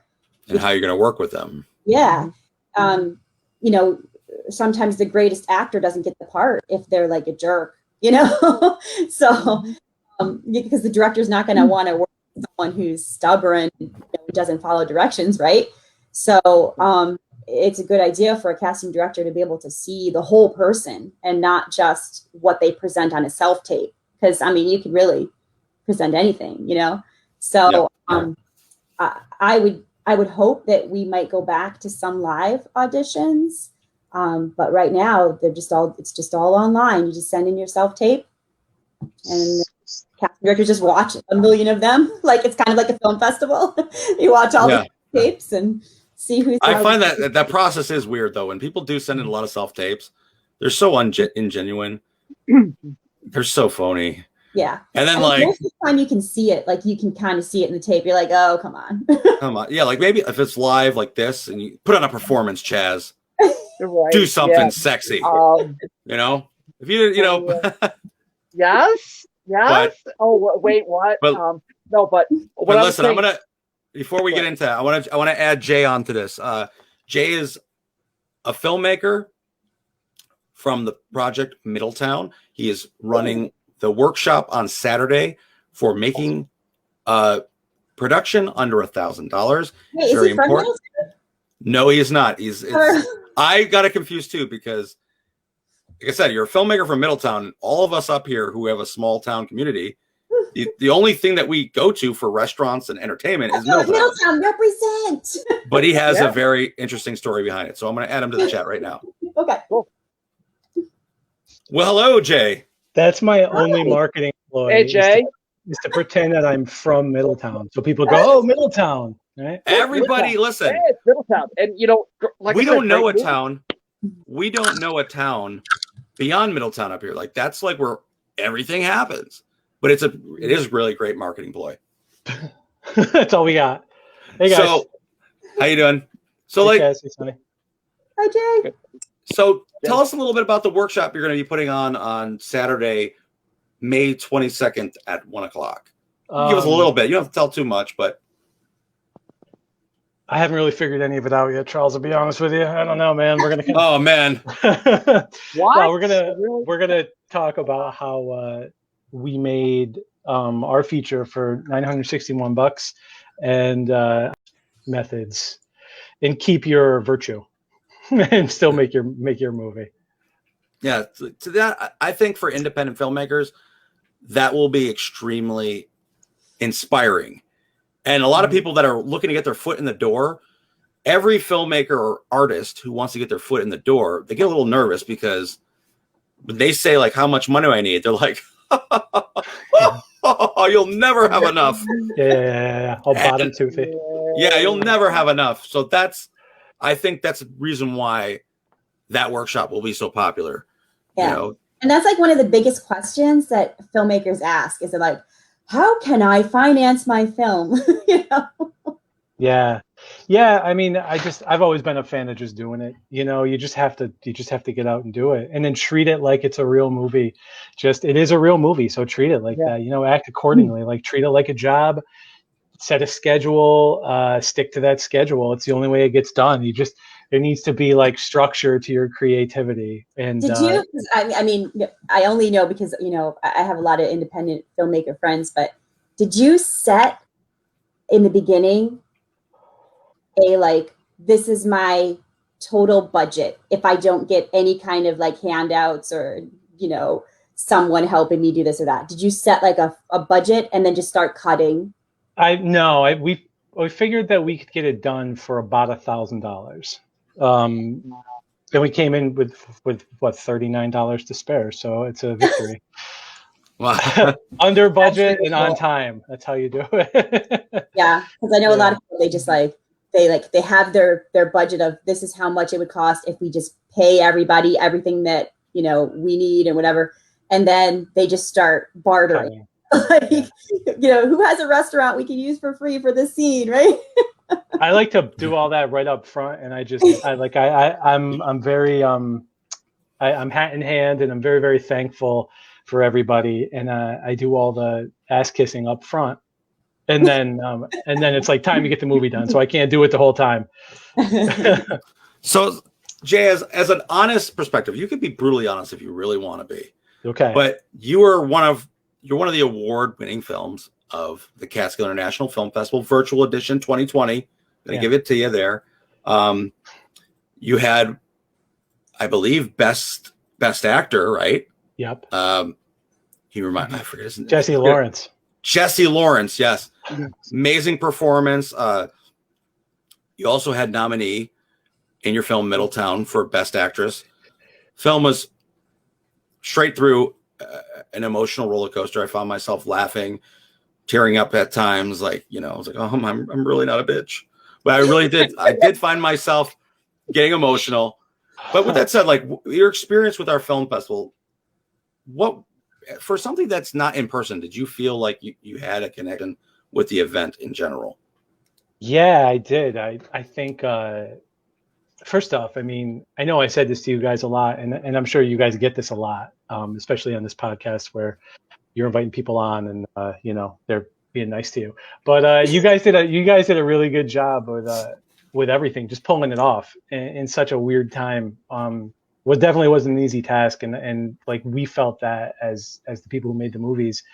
But yeah, man, you know, between you and Anthony, everybody was really communicative. We felt like there wasn't a time where it went dark or weird. The Q&As were huge. That was a lot of fun to do. The workshops were great. Just the streaming of the content the whole time. I just thought it was a great experience. You know, we were stupid lucky in that we got into a few different festivals, and I really enjoyed Catskill. I really like the way it was laid out. I appreciate it. Yeah, but it's a bummer that we didn't get to do it like in person. Like that's something that I really wanted to do, and I still do want to do. You know, hopefully going forward there'll be opportunity for that. But it was definitely the next best thing. Thank you so much. Like to you, what is like a film festival? Like what matters to you when participating in a film festival? I mean, look, since I'm like a little kid, the thing I wanted to do was make a movie and just have it seen in a festival. And like everybody wants to make a movie and go to Hollywood and, you know, and blah, blah, blah. But like to me, just having something that I made be watched by my peers and be considered like with my peers was always enough for me. I just wanted to be in the club. I still just want to be in the club, you know? So for me, like that's the experience. And I got that with Catskill. Like, you know, we were lucky enough to be selected, and then we got nominated for a bunch of stuff, and we walked away we brought home some tin. It was like, it was great, man. That's what it is to me. It's like being around. Yeah. I always like to ask that to different filmmakers because like everybody has a different answer. Some people are there for the parties and they want to celebrate their film, and other people, I've heard it straight out, honestly, from other filmmakers. Are like, listen, I didn't want to. Like, having a premiere is expensive. Like, yeah. Thanks, buddy. Thanks for putting it on. But like, don't get me wrong. I want to come down there and get hammered with you guys. That's really what I want to do. Listen, like, listen, we had a ball. Like, in-person events are so much fun. And like, Anthony and I were like sitting down with the committee. We're like, listen, what are we going to do this year to keep it as interactive? And like, people really love the voting. Yeah. They really love voting for their films. There was a film that they won 2 awards through the cashier, Andrew Luminello, I believe his name is. Brilliant director, but that was fun. They really set their bases out. So this year we added a couple new categories to hopefully get even more people generating, and we have more prize giveaways. Like each block of the festival this year, we're going to be doing giveaways, or not each block of the festival, each block of the Q&As while people are interacting. Whoever's interacting the most, basically you win that block. Now, if people are spamming the block, of course not, but like saying some nonsense. But if they're actively engaging, but like we really wanted to try to up the ante to make it more alluring to people to participate, because that's the point, I think. Like for me personally, like the interaction part, not just watching the films. What I was going to say is more viewing parties. I mean, you know, this was a genius because, you know, with this, you know, watching, first of all, Jay, great job on the movie last year, and congratulations again. Oh, thanks, man. I was over at Charles's, and there was the backdrop to the Catskill International Film Festival. We were watching out there, and we were having a good time. We had, you know, drinks. We had, a good array of things. Easy now, Chaz. Easy now. Most of it's legal in New York now, anyway. You were definitely a great host, and now it's like you're upping the ante. That I think, we would love to see more viewing parties at a at a film festival. Well, that's what it was last year. We tried to promote people having individual parties, and like if they sent us pictures in, we would send them I think we were sending out baskets of like candy and prizes. Right. It was around. It was right before Halloween, so we were sending that out so that hey, just send us a picture of you guys and people did. People were sending out backdrops in their house. They had their own little party backdrops with like red carpet they got from somewhere. I mean, I have a red carpet in my basement because I've held events, but when other people have had red carpets, I just find that unique. So just put a red carpet in your house for whenever you need it, I guess. There's a bank manager somewhere that's really pissed off. That's what that means. What the hell happened? Who took my carpet? Yeah, exactly. So Jay, do you have any other projects currently in the works? Yeah, actually, we're in full-on pre-production for the new movie. We're going to start shooting the second week of June is the plan. It's funny. I spent quarantine just writing because it's all I could do. I was just, it's like I could only focus my terror on one thing at a time. So I just wrote for like a year and came up with a bunch of stuff. And we talked about this movie we wanted to make that we're going to make now for so long. And it was always like, all right, in 6 months, we're going to do this. And then the goalpost would move because nothing was different. The world was still on fire and everything sucked. So, okay. So 2 months later, it was like, all right, in 6 more months, we're going to do this. In 4 more months, we're going to do this. And now I just got off the phone with the producer, with Sean. And I was like, shit, man, we're like 5 weeks out on this. So maybe we should get our shit together here and get going. Yeah, we're really excited. We're making a road trip movie. Wow. Yeah. I remember you guys, one of your promotional strategies for your last film, Middletown, was to go throughout Middletowns throughout the United States. Middle tour, yes. Middle tour, yeah. And COVID, you said, I guess, had destroyed that possibility, but yeah, it's great that you're through film. You guys are doing it now. Yeah. I'm thinking we're still going to be doing some middle tour stuff. We're going to actually come down. It looks like we're going to come down to Beacon, and we're going to have like a screening or two there and a panel and everything. We're just kind of waiting on restrictions to lift and all that stuff. So hopefully, we're going to keep kicking the can. It's weird to think that was in October that we had our festival showing with you guys. Is like we're like last year's news now, but we're still waiting for a bunch of film premieres or for festival stuff to come in. It's just been such a weird year. Listen, are you screening at Story Screen? Yeah, it's the plan. Yeah, we were talking with the guys Mike? down there. Yeah. With Mike, yeah. I talked to so the last thing I said to Mike was like, I just looked at this email. It was like March 12th last year. And he was like, hey man, listen, it looks like this is getting pretty gnarly down here. So we'll push this out until like maybe the middle of April, just to be safe, just a few weeks. And I was like, okay, cool. So I responded to him not too long ago, and I was like, who would have thought a few weeks would have been 14 months? But here we are. So yeah. I love that. So, yeah. It's such a great theater too. Charles, keep that in mind. That theater story. Definitely, and you want to know something? We actually have a documentary, the story of Story Scream, playing in this year's festival from Beacon. It's one of our localish features. So when you do that event in Beacon, hey, definitely send us out a message. You definitely have some supporters. 1,000,000%, yeah. And then we can do that thing where, like I said, I just want to come down and get hammered with you guys. Like it seems like that's a good opportunity. Let me tell you though, there's a nice bar right across the street. Yeah, Chaz, I'm gonna hold you to that. But listen, guys, we're on the 2 hour mark. After that, we can go all night. I'm sure we can. But I want to thank you guys for joining the conversation tonight and getting out there. We have literally, 8 days to the next Catskill International Film Festival. I am still rendering projects.